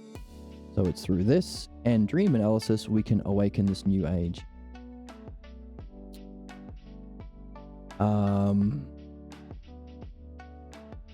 So we can tell a story about how Prometheus stole the arts and fire and the dialectic from the gods to give to man, to save man. So it's a much better story than Adam and Eve were tricked by the devil. So evil trumps good, and God is jealous and angry and doesn't want people to be gods and punishes people, and it's women's fault also, and all this fucking terrible horseshit. As far as stories go, the Adam and Eve story is pretty fucked. Like every single thing in that's pretty disgusting. A jealous God. You cannot eat from the... You cannot be like God. Why the hell would we not want to know things? Oh, the devil tricked you in the snake. By the way, the thing that tricked you was telling the truth. What does that say about truth and falsehood? Oh, and Eve tricked Adam. Really? Eve didn't lie, didn't trick him at all. Oh, but women should be subjugated for thousands of years. Really? Because of that story? That's pretty fucked, bro. Oh, and because you weren't blindly obeying God, God punishes you. Really? That seems pretty fucked. So evil wins? But again, everything in that story is pretty gross. But it works well with, because it's in conflict with reason, it's in conflict with knowledge. You can't eat from the tree of knowledge. You can't understand, in conflict with understanding. And it's in conflict with literally reading the story and judging and thinking for yourself. It's in conflict with everything good and evolved in mankind. It appeals to the savage barbarian, sadistic element of humanity belief. That's how it was that's how it functions, to suppress mind, understanding, thought, development, harmony, unity, oneness, all of those good things that what we just went through an understanding of. Oneness, unity, wholeness, evolution through stages of development, functioning with it to help everyone else, accessing the providential intelligibility of dreams, sharing with others. These are all wonderful, wonderful good things. Not only good, but necessary for one, wholeness, unity. All of that belief is in opposition of. You can't have unity and understanding without that. You can't have goodness without understanding and problems and learning and stuff. So you have to be in opposition with reason and metaphysics to do bad things, or to create disunity, disharmony, to create the opposite of good, bad. That's why it's very, very simple to understand the cause of man's problems, belief, and the solution, understanding. Because you have, through understanding, you gain the good and the one. It's through belief you can be told to kill others. It's really not that complicated.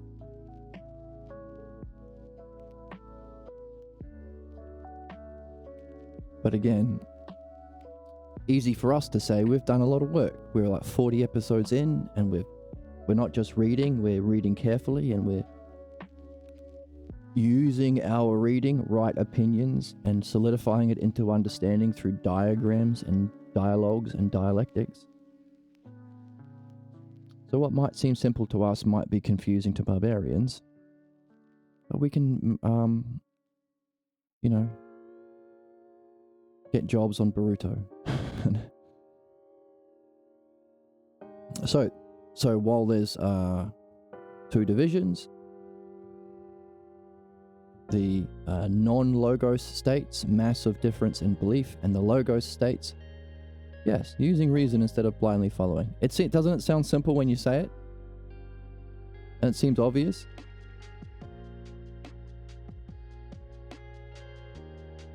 So while we have those two divisions, reason and understanding, the dialectic, which also knowledge and the one and the good, and on the other side, belief, defined by others to others, or in conflict between whole and part, in conflict within your soul, in conflict in how you function in the world. The idea of knowing, all of those things over there, knowing has its shadow. It's not actually a providential wisdom like Zeus. It's hurting people, punishing your enemies, blowing up the world, genociding the Palestinians, It's always sadistic, in conflict with the Logos, in conflict with unity, in conflict with the good. So, belief is in those three states of mind that are good, and they're good because they have Usia and the Logos, understanding, knowing, and self. Belief, because while knowing is the Logos, self-Logos knowing itself, understanding is its functioning to others, belief is others to others, and then the final category of the dialectic is other from self. The other from others of the fourth belief is other from understanding, other from knowing, and other from the self. A false image of yourself, individually with your pathologos and collectively with I'm a Christian, I'm a Jew. Other from others within your group. You look over at the other Mormons in your church and you go, Jesus, some of these Mormons are pretty messed up. Or I have my own beliefs about Jesus, but I don't like the not mixing threads. I like wearing a cotton polyester blend. I don't think I should go to hell. I'm going to ignore that part of the Bible. But those Christians don't. And this whole not eating meat on Friday. I'll eat some fish. Or Sunday or whatever it is. Or the eating shellfish, you go to hell. The same place where they said being gay is bad. I'll take one but not the other. See, you're all different from each other. But also other from others within your soul, because your spirit wants to develop, but it will accept the subordinate fate to your problem. But it being other from understanding, knowing, and self also means they have to have a surrogate on the throne. So instead of understanding, they have imitation. Here are the catchphrases I got from my pastor. Or contrarianism. You're doing something good?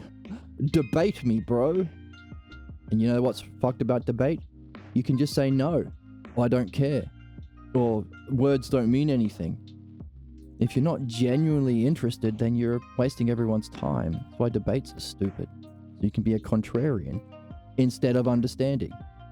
Instead of knowing, sadism. Trolling, hurting people. And instead of the self, group identity or that false image of the self. Others from others. But that's interesting because we have a different idea, therefore, of sacrificing. In order to gain actual understanding, you have to sacrifice this contrarianism or belief imitation. To gain actual knowledge, you have to sacrifice being cruel, seeking to beat someone else up, or playing the knower when you don't know anything. Well, actually, Jesus, you don't know anything. Well, actually, but no, you have to give that up. Sacrifice what gets in the way. Equally so, to sacrifice any image or belief of the self too. Because we said, you can't have an image of yourself because an image has parts. Parts are a many. The one is not many. Therefore, the self is not an image. In principle. So you have to sacrifice. And that's why we need courage, by the way. It can feel scary or intimidating in some way. We can have doubts and fears about being empty of any image, any role, any mask. But surely I need it. You don't. Just remember that Christian movies always portray, hey, we have our first spam of the day. We got a double dose of spam from that one guy. Let's ban him. Okay. And good. Just remember that Christians movies always portray Christmas as powered by belief and reduced by reason. Yes, reason is the enemy. Hey, don't understand that there was no resurrection in the oh no, that's Easter, isn't it? Hey, don't understand how Santa can come to every house. You know how reindeers magically fly? The power of belief. Just believe it. Oh, that sounds lovely. You know why Palestinians are less than humans and need to be genocided, and why we need to give all of their land and all of our wealth to Netanyahu and Trump? Because just believe. The power of belief makes it so. See? Rubs both ways, isn't it? Doesn't it?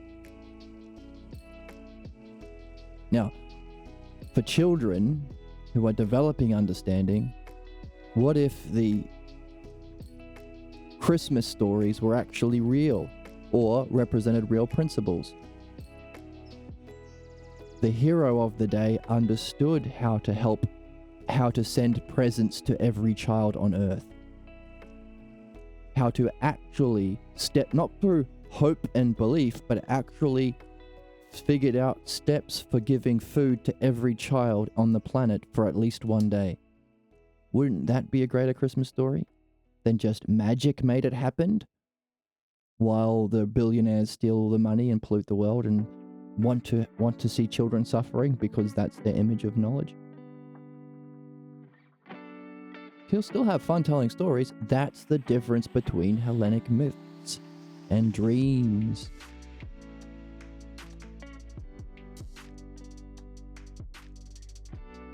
So, sacrificing by separating what is not essential to one's life, putting that in a pile, separating it from what actually sustains and provides from health and growth, as we just said, separating belief-based Christmas stories from understanding-based ones, and then sacrificing the bad. That's what real sacrifice is.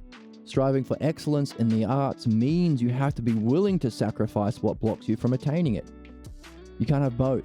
You can't save the world and still keep beliefs. You can't have a unified, harmonized wholeness in your soul and in the planet and still have beliefs that are in opposition to wholeness and unity in definition. You can't have the logos and pathologos. You gotta pick one. But that's sacrifice. Sacrifice the problems to the gods. That's the way that, or what blocks you from your excellence. That's participate in this Hellenic culture, naturally gain a way of thinking and being that separates from others. The quest for excellence is open to all. And with a kinship and ability to master an art, you gain access to different way of being. You actually access something inherent that you unlock, a way of being.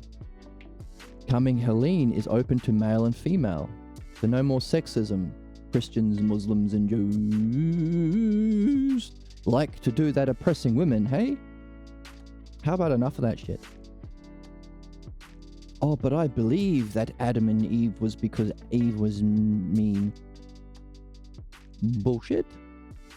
You can't have both. But I like feeling superior because I happen to be born man. Yeah, well, fuck you.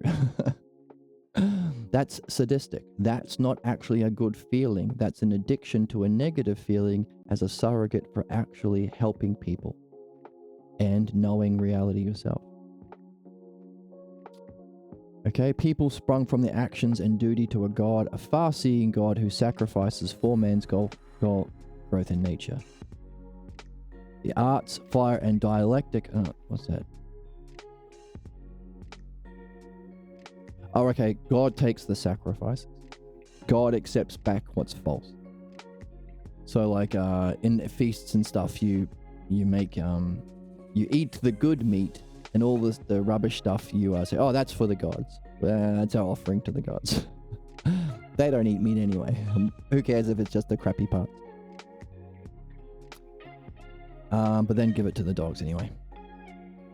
The arts, fire, and dialectic is stolen from Zeus by Prometheus to give us as gifts to man. So Zeus is our goal, that's the self. And the art of Hermes is stolen from him and given to us. That's a lovely tale. Let's talk about that instead of Santa.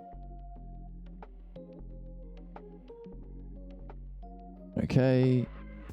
So we can sustain ourselves and reach the intelligible. That's Hephaestus and Poseidon. Sustain our bodies and reach the intelligible. and come to wonder about its source, Zeus.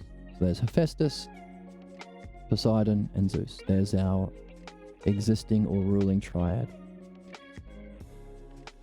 However, the other idea of sacrifice is to sacrifice what you treasure and love the most and join forces with a destructive fury that ends all life. If therefore God is so separated from justice, can he be a God at all?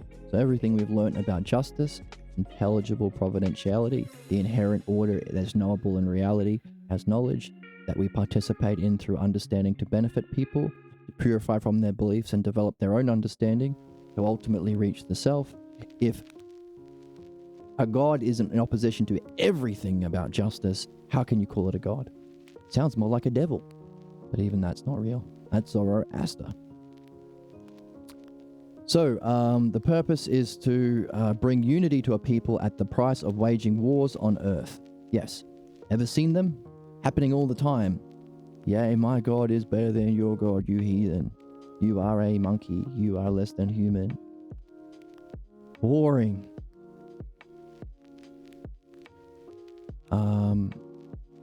So, religion is a death cult because you get unity at the cost of waging wars on earth that culminate in the final destruction of all life. Can we say this is because a jealous God needs to conquer his adversary Satan? That's why you're forbidden to create images about gods, because if you create an image or you think about God and you comprehend God, you will see that image and you reflect on the nature of such a God, you will challenge the continued existence of your faith. That's why they say don't ask questions. That's why for 1,000 years they would murder you if you actually read the book. That's why for most of the history of the Bible it was not even written in a language you could read. That's why there's still you can't create an image of Muhammad. There's a whole couple of South Park episodes about that craziness. They don't want you to think and reflect, because then you'll say, oh, that can't be actually a real thing. That's just bullshit. That's the whole idea of that. Okay, here's the difficulty. If this is our tradition to awaken the Logos through mythology, understanding, Aphrodite, and Hermes the dialectic, then we can start fresh. Hellenics, thinkers, people who love understanding. But people who grow up with the Abrahamic religion have to already assume the traditions of their daddies and granddaddies as being right. Oh yes, Jesus was right and Paul was right and the Christ. Why? No, it just was. It's my daddy. But your dad's an idiot. Well, not in everything. In most things he's an idiot, but not knowing the nature of reality. You really think your dad, you know how dumb he is, or whatever. You know, he might know about some things, but most things he doesn't know about, because who knows about everything? But he knows about the nature of reality and God, and his dad before him, and his dad before him. You know, you can still care for people without presuming that they're all fucking knowing. That's where they got to start. They have to presume or assume the traditions of their fathers and then try to change the literal into the spiritual. Can you use the pre-existing mythology or whatever and wangle it around to make it actually analogical, allegorical, anagogic, good A words, upward moving metaphors for spiritual development? With reason, you can easily start your dialectic with the rejection of Abrahamic God, but we cannot. That's the difficulty. Those who love reason and have that level of integrity already, you can just, oh yeah, of course it's nonsense. Why would you just believe Paul and the church, who is known for terrible, terrible things forever? Why would you think they know everything? They've been proven time and time not to. But what? A story? What's the story? Oh, there's one guy was magic. Based on what? Oh, he died, but then he rose from the dead. Based on what? Oh, nothing. It was added. But also, you know, maybe, you know, farmers 2,000 years ago were never told a lie. And and by the way, that thing that they didn't lie about definitely also means all this other shit about sin and the devil and stuff. That's nonsense. Like, that's crazy. And it's easy to see because whatever one you have, just use anyone else's. Oh, there's a magic space god called Xenu, and he gets thetans and Scientology. Oh no, Jesus was actually an American guy, and he actually Mormonism. It's nuts. Necessarily. The more nuts, the more you have to show you are a good believer by sacrificing more of your own spirit, your own mind. Look how stupid I am. Ha ha ha ha. Aren't I a good Jew? Look at me killing all those children. Aren't I a good Jew? Look at me torturing all those heathens. Aren't I a good Christian? Oh, don't say that. That's not polite, but it's true. It's literally happening.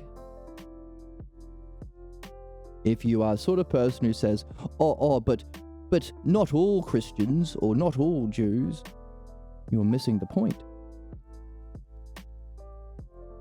In principle, that's the functioning and inevitable conclusion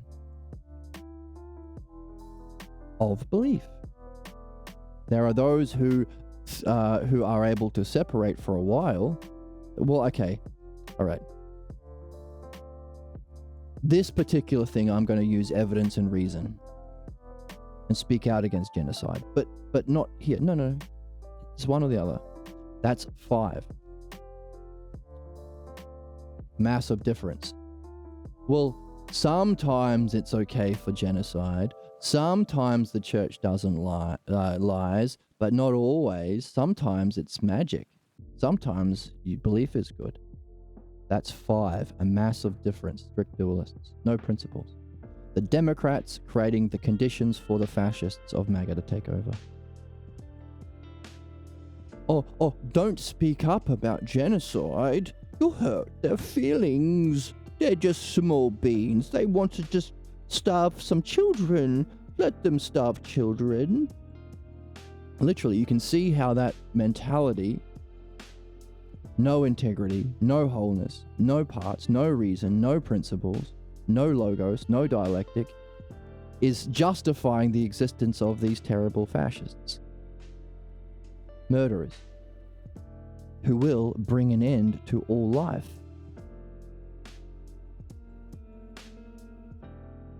Darth Vader was actually, he was really nice as a kid. He liked to do painting, and he made his children lunch one time.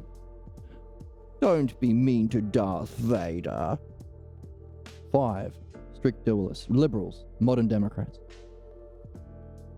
The ones in office.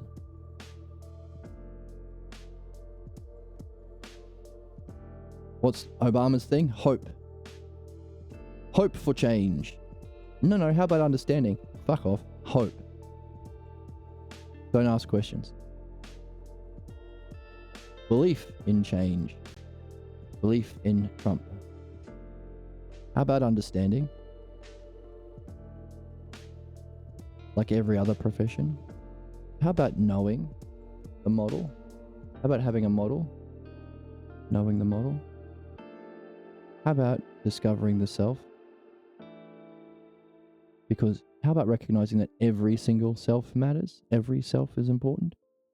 Not just the Jews, not just the MAGAs, not just the right.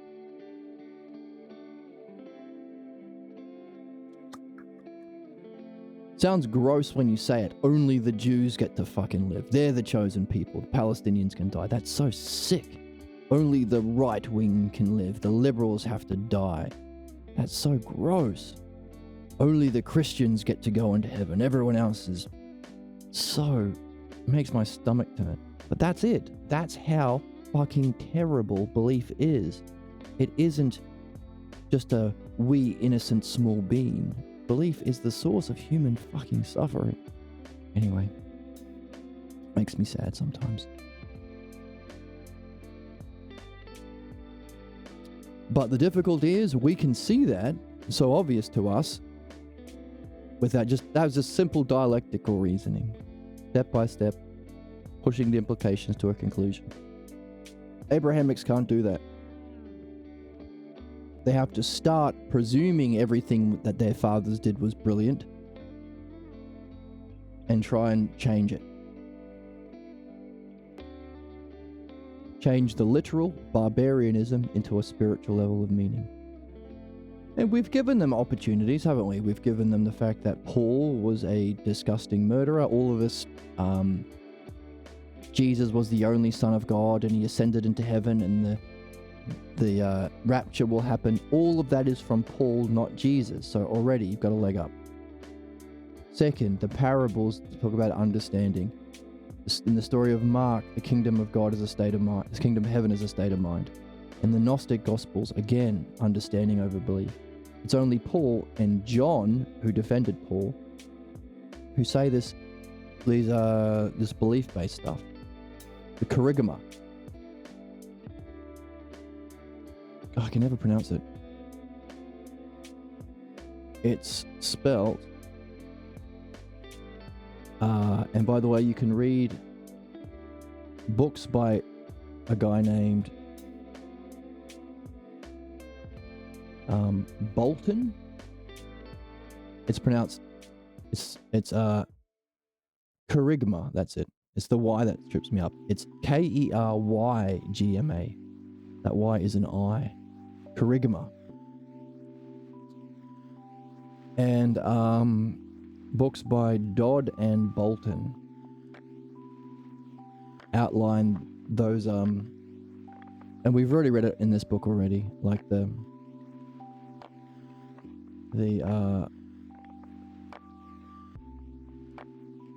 fundamental principles that of belief and killing people and devil and all this stuff comes from Paul. Boltman, Bultmann, and Dodd, Dodd, write about it. So if you are interested in actually the teachings of Jesus, you can read the Gospel of Mark properly as a cautionary tale, starting with understanding from the Hellenic tradition in Jesus' beginning, having that brilliant light experience, not doing dream analysis and midwifery, not applying understanding to it, and falling into belief, causing his tragic end. Get rid of the resurrection that was added 200 years later. We all know this. Agreed. All scholars recognize this. In the earliest books of Mark, there is not there. So without and then Poochie magicked his way up to heaven. It's not there.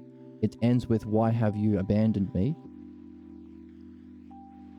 So you can see the significance of the movement from belief into understanding and knowledge and beyond knowledge to excellence in the story of Mark. So there you've got it. You can also get into the Gnostic Gospels that the church that you've been believing up until now, Paul, burnt.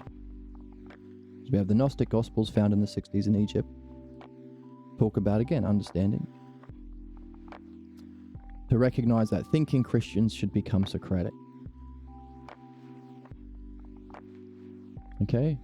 But to follow a tribal god, among those who follow a tribal god, we can say there are those who are the descendants of Abraham, all the way back to this one dude. Isn't that amazing?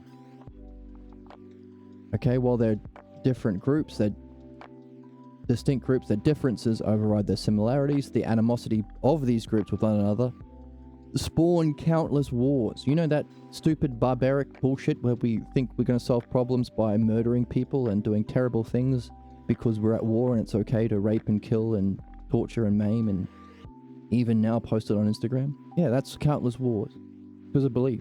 From Abraham, the one fucking dude. Acts of violence directed at each other. As a whole, these religions also unite against those who reject their message. Yeah, as we introduce understanding, there might be these fuckers who are like, "Oh, but I want to kill you because I'm a good Jew, I'm a good Christian, I'm a good Mormon, I'm a good Muslim." The core idea of sacrifice, so they, as a whole, like, yeah, we can kill those who are not slaves to our bullshit. From Abraham, who I've never thought about because we're not allowed to think about it because that's part of the rules. The core belief of sacrifice that they share. So they all have this idea of sacrificing. You sacrifice what you most want, most love, most need. That's what it means to be a good member of the tribe. And you can see this playing out in other cults, like, you know, those universities for the rich. They have to, I don't know, kill a hooker or something, and then they get to be a part of the Skull and Bone Society or some bullshit. Yeah, do a terrible thing. That sacrifice, that's a core belief. Sacrificing what's most rational and good in order to be a part of a unification under a death cult that will bring an end to all life. Spawning countless wars. Yeah, isn't it worth understanding the cause of war? Why is it taking us so long to ask, what's the cause of war? People in the fifth group, oh no, there is no cause. Oh, it's just people are bad sometimes. Oh, I don't know. Believers will say, oh, it's because they're not all in my belief group. They're not all following my dear leader. If they were all following Trump, we wouldn't have war. So blow up the world and kill anyone who doesn't agree with Trump.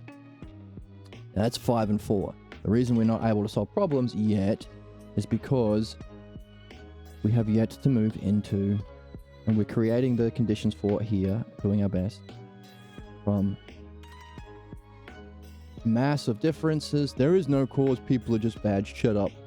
Belief, oh, it's because we're not all Christians, we're not all Jews, that's why.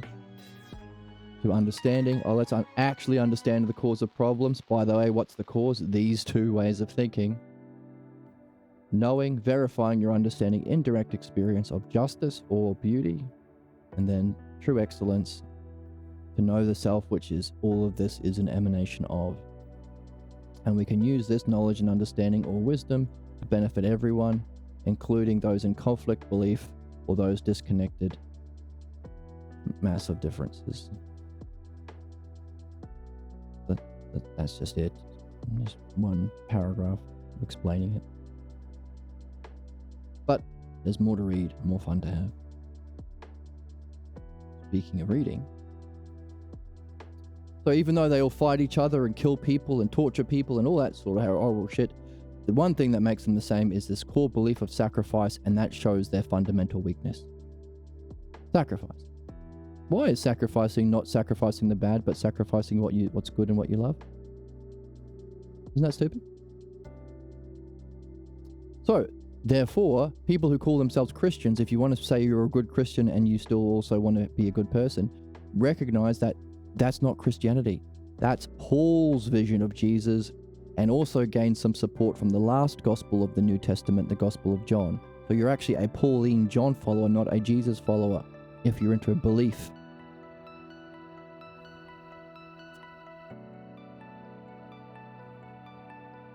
So, and by the way, this principle that it's not a matter of birth or race is in that play, the suppliant maidens, the women who were black from Ethiopia were also Hellenic because of their mind and their desire to understand and the desire for excellence and virtue. It's not a matter of gender, race, birth. It's how free you are to express the mind. And to use that freedom of mind to develop understanding, to gain insights into the nature of mind, to reach the highest experience of mind, the majesty and beauty of the luminosity of the luminous light of being, but also understand, don't fall into Jesus's problem in Mark, understand the profound experiences, and you can also have various different mushroom experiences or acid experiences or the Eleusinian mysteries to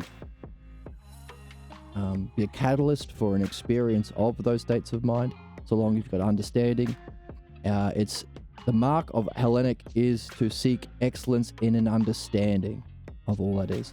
Philodianoia, that's the game. Love of understanding. And all of this you can look for in anything you do, any arts, any mathematics, any astronomy, biology, or architecture, to reflect and gain insight into mind and understand it all the way up. So, religions are closed systems. They don't have a tradition of development, of understanding and learning. It's a primary figure. And that primary figure contains the whole. Jesus was it. There's nothing. He was just born perfect. So if you're not perfect, you're bad and we should punish you. And you can't go beyond Jesus, and he's the best, and he has everything, and everything he said was always right, and there's no learning, there's no improvement, there's no development. That's how fucked and closed religions are. Or Muhammad was the best, he knew everything. Or Xenu was the best and knew everything. He was the best boy. Trump is the best and knows everything, says MAGAs. Hitler was the best and knows everything, says Nazis. It's stupid. It's a figure, authority figure. That's belief. That's why the Americans are like, oh, the founding fathers said it, so it must be right. Charlie Kirk, when he passed away. Oh, Charlie Kirk said that everything I agree with is the right thing. Says all the right wingers right now. It's not from a prior tradition. It springs from a primary figure. I decided I'm king and I know everything, says Trump, says Hitler, says Putin, says what you think Jesus are, says the founding fathers. That's how stupid it is.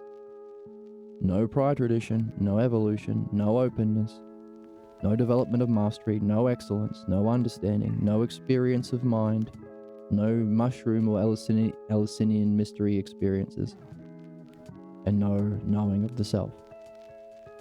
Anti-reality, anti-life, anti-human. That's how bad belief is. By the way, they share much in common with the Zoroastrians. That's the problems are not a problem of ignorance versus understanding, or belief versus understanding. It's a problem of God and the devil fighting, good versus evil. So we just have to fight. Find someone bad, find an excuse to make them bad. You spoke too loud. I don't like your swagger. I'm gonna fight you because that's justice, like my daddy. That's Zoroaster. Okay, closed systems. Influenced by Zoroaster. No, in a closed system, no further development can occur. No connection to the past, nothing in the future. So no connection to the past, no connection with anything in the future. They're completely isolated. We are the best right now. Ignore the past. Like for example, Hamas is bad. Weren't they fighting back against decades of oppression and tyranny? No, just they weren't perfect saints right now. So we get to kill all the children, says the Jewish state. And the Zionistic Jews and just regular Jews even seem to not be speaking out against it. I wonder why. Of course, not everyone. Those who are able to separate from their imposed limits enough to engage in reason can say, oh, I don't think so. Go one extra step. Why accept limits to begin with? Can't admit change. Can't understand the past.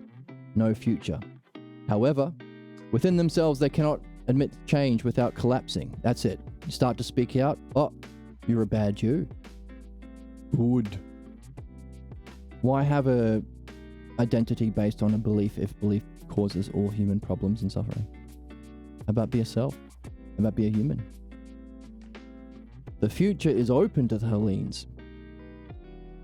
Understanding of the Hellenic gods as a harmony of certain ideas attributed to each of the gods could be easily recognized by the Hellenes because they grew up in that culture. The differences in the tales of gods are subjects of discussion, and it's not literal, you idiots.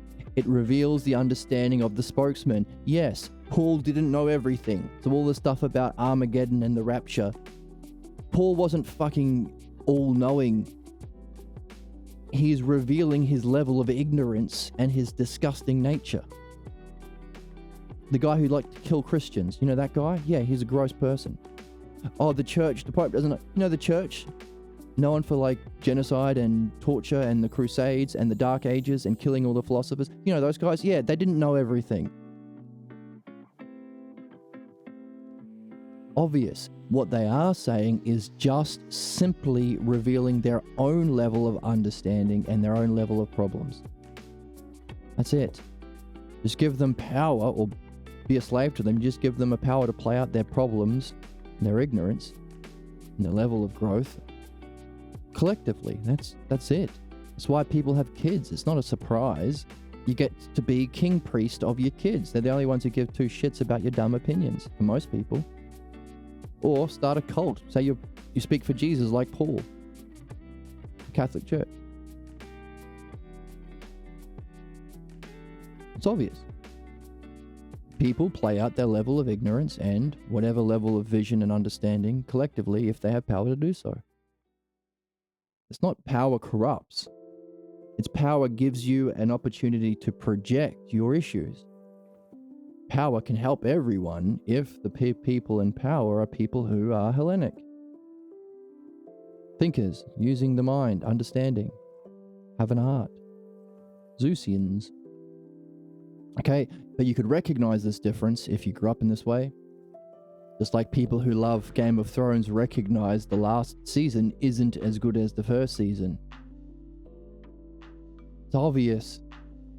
It's not because the story is real about the Game of Thrones characters. They suddenly bad things. No, it's the level, it's the authors. Same thing with, when I was younger, Heroes. Yeah, the writer's strike happened and then the script got terrible. Not because the story itself or the characters are real. It's a level of understanding, skill, art, and level of problems, blocks, beliefs of the authors.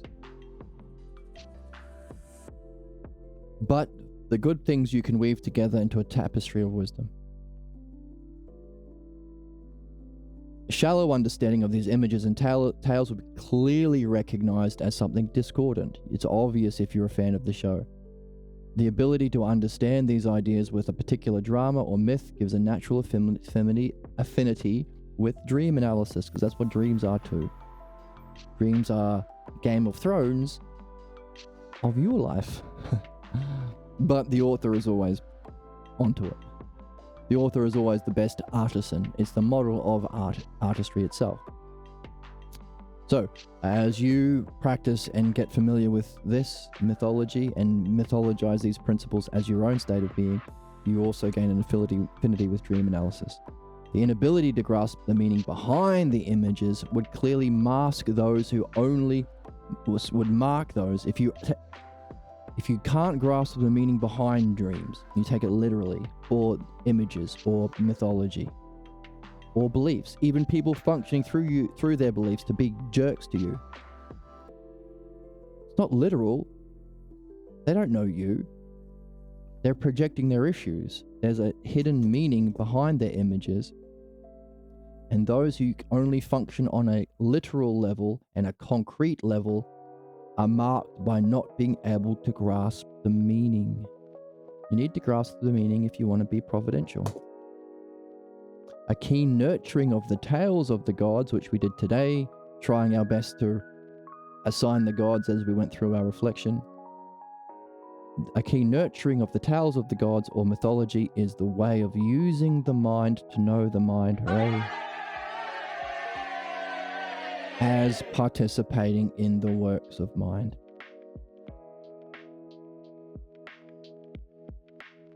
So what we're doing here with the gods in our reflection and our review is using the mind in a soul in our time to know the mind through its expression in mythology, in dreams, in even everyday experiences. Can you take that mythologically? Is that person playing out ignorance, beliefs, projecting their problems? Can you use Apollo, Aphrodite, and Hermes to engage in the dialectic and move upward? Can you protect yourself like Ares and your mind like Hera in a way that nurtures your whole like Demeter? So in your dreams, in your everyday life, and also in the mythologies that you make yourself, and in our reading here. It's also in this text. In doing that, we're using our mind, which is here with soul, to know the mind itself, independent from soul, and recognize that we are ourselves participating in the works of mind, because all of these things are expressions of that mind we are participating in. So it's these two levels turning about upon itself, using our soul through this kind of mythology and looking for principles and meaning behind images. It's our soul participating in the works of mind in order for it to know the mind by utilizing the mind. So this activity is mind minding mind through mind. So what's known is mind, what's knowing it is mind, and the activity and medium is mind. It's mind minding mind. See? Oneness.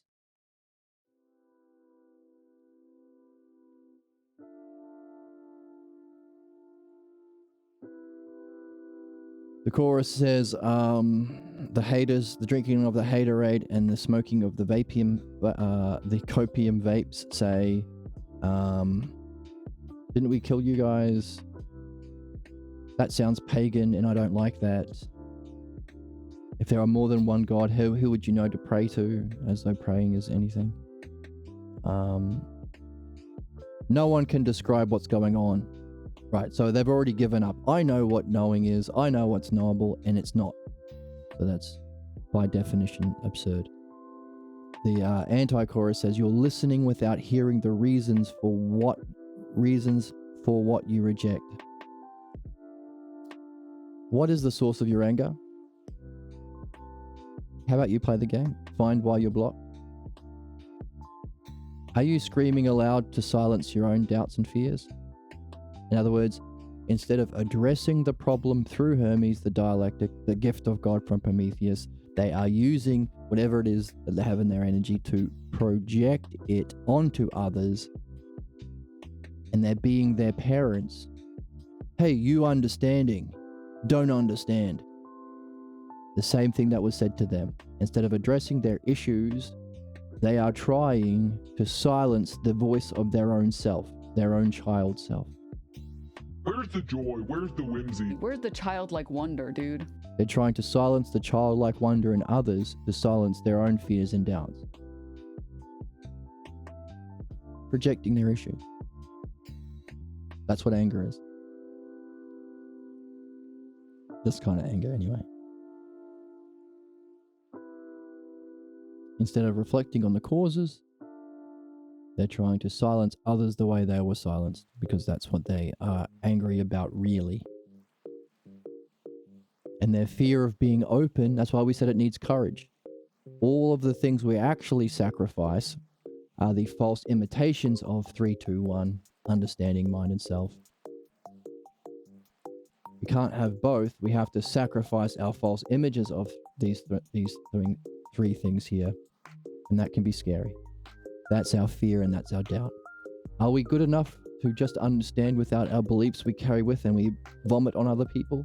Are we good enough to be completely open to mind without an image of my parents as what it means to be a big, tough, strong guy, or Noah, or loving even, or caring? Can we reject any image of knowing and be open to direct insight into reality? And if it's perfectly bliss, wouldn't that be scary? An acid trip, a mushroom trip? Oh, but what if I have a bad trip? In the self. I mean, that's the what the Eleusinians did. I'm not saying you have to do that, but the fears and doubts that you have when you think about participating in mind. I'm not good enough. I'm a small being. I can't be beauty itself. That's what you have to sacrifice. You have to sacrifice the small being. You're not a small being. The mind that you're using now is mind. You accepted your small being to be a tribal member from, it's a tradition, a solution to a problem from caveman times before we had reason and reflection. To be a blind, loyal member of the tribe of that which starts the wars and will bring life to an end. But it's not real. You're not a small being. So that's the idea of sacrifice. And it's the fear of being completely empty of an image, being completely open to mind and knowing, and to engage in reason as it unfolds through time, through the dialectic step by step. That's the fear we have to sacrifice. That's our fear and doubt we have to sacrifice, true sacrifice. And if you don't, you will be a jerk. angrily spitting your problem on others and then abusing them as punishment for your problem, the same way you were punished for the problems of your parents. You've been taking the blame for your parents your whole life. Time to sacrifice it. Give it back to them and say, hey, that's your shit. You deal with that. I don't need an image of myself. I don't need a belief within the family. I don't need to block understanding, and I don't have to fear the logos and self and its fullness and majesty and power in each moment, and the providential, intelligible nature of reality that we're participating in. I don't have to fear that. That's your shit. If I don't say that, I will do the same thing. I'll pass it on. A is to B as A is to B. Don't want to do that. I want to be a good bean. Good bean is A is to B, teacher to student, as student can therefore become a teacher to others. This is the good bean in the middle. Good noodle. A mean. A kind of learning that's true forever and for always that you can pass on to others. That benefits. Not an imitation of parents, that's belief. Or Abraham. Okay? That's why people get mad and why believers get pissed and they imitate the anger of their own parents when people have challenged their beliefs. And if you know people as a kid and an adult, you'll see it. Holy shit, that's not you. That's your dad. You weren't like this. Yeah. That's the anger. The imitation of their parents silencing their doubts and fears projected onto their kids, they're now doing to others. That's the significance of addressing beliefs through dialectic. So that's the issue. A true idea of sacrificing the bad. A true way of being that's open to everyone, despite your birth, color, sex, anything like that, which is just how you use the mind, open freedom to the mind, through understanding. Christians are actually pulling John believers. All of this is influenced by Zoroastrian's idea of explaining problems as an evil and Satan, and that's used to justify sin, which is used, you're innately bad, which is used to justify punishment, which is used to justify violence, which is used to play out your sadism of beliefs as a surrogate for knowing. And you can get out of that by this game, and you can share it by engaging in mythology through dreams, through this reading, through creating your own mythology, and being a mythology yourself, personifying these principles. If you don't, and you take it literally, or you abandon that process, you are a barbarian and stranger to the gods. But it's through that understanding metaphysics, mythology, theology, that we can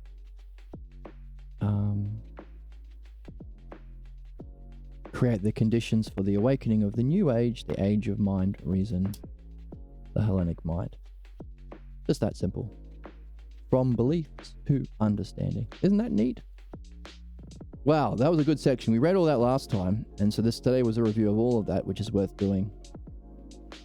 And next we're going to move into, I think it's going to get into a more in depth about the nature of sin and punishment. But fantastic review. We saw a lot. Wow, lots of fun today. Wow. So, what more is there to be said? Have fun mythologizing the principles that you've been learning. Have fun going about your day looking for these 12 gods in everything you do. Have fun looking for the meaning behind your experiences in the everyday world. Oh, how is that person playing out their mythology? Thank you, Isadori. And not literal. He's not literally saying this to me. How are my dreams playing out a mythology? And how does all of this show generally our cosmos that we are existing in is from self and emanating into our every moment a providential intelligibility, essential for what we need to see, most appropriate for our level of development, that we can ourselves be open to by opening our mind to this kind of dialectical self-reflection and mythology. Wow, lots of fun. Wow. Thank you for joining me. You can find a link to the text below. You can follow on YouTube and on Twitch. You can join the Discord. You'll get a notification when we go live. And if you want to donate to the channel, there is a Buy Me a Coffee link below. I appreciate if you have the means to do that. That'd be great. I mean, you don't have to, of course, but if you do, it's... Thank you. Thank you once again, and I'll see you in the next oneness, the next unity, the next whole. No, the next one. Oh.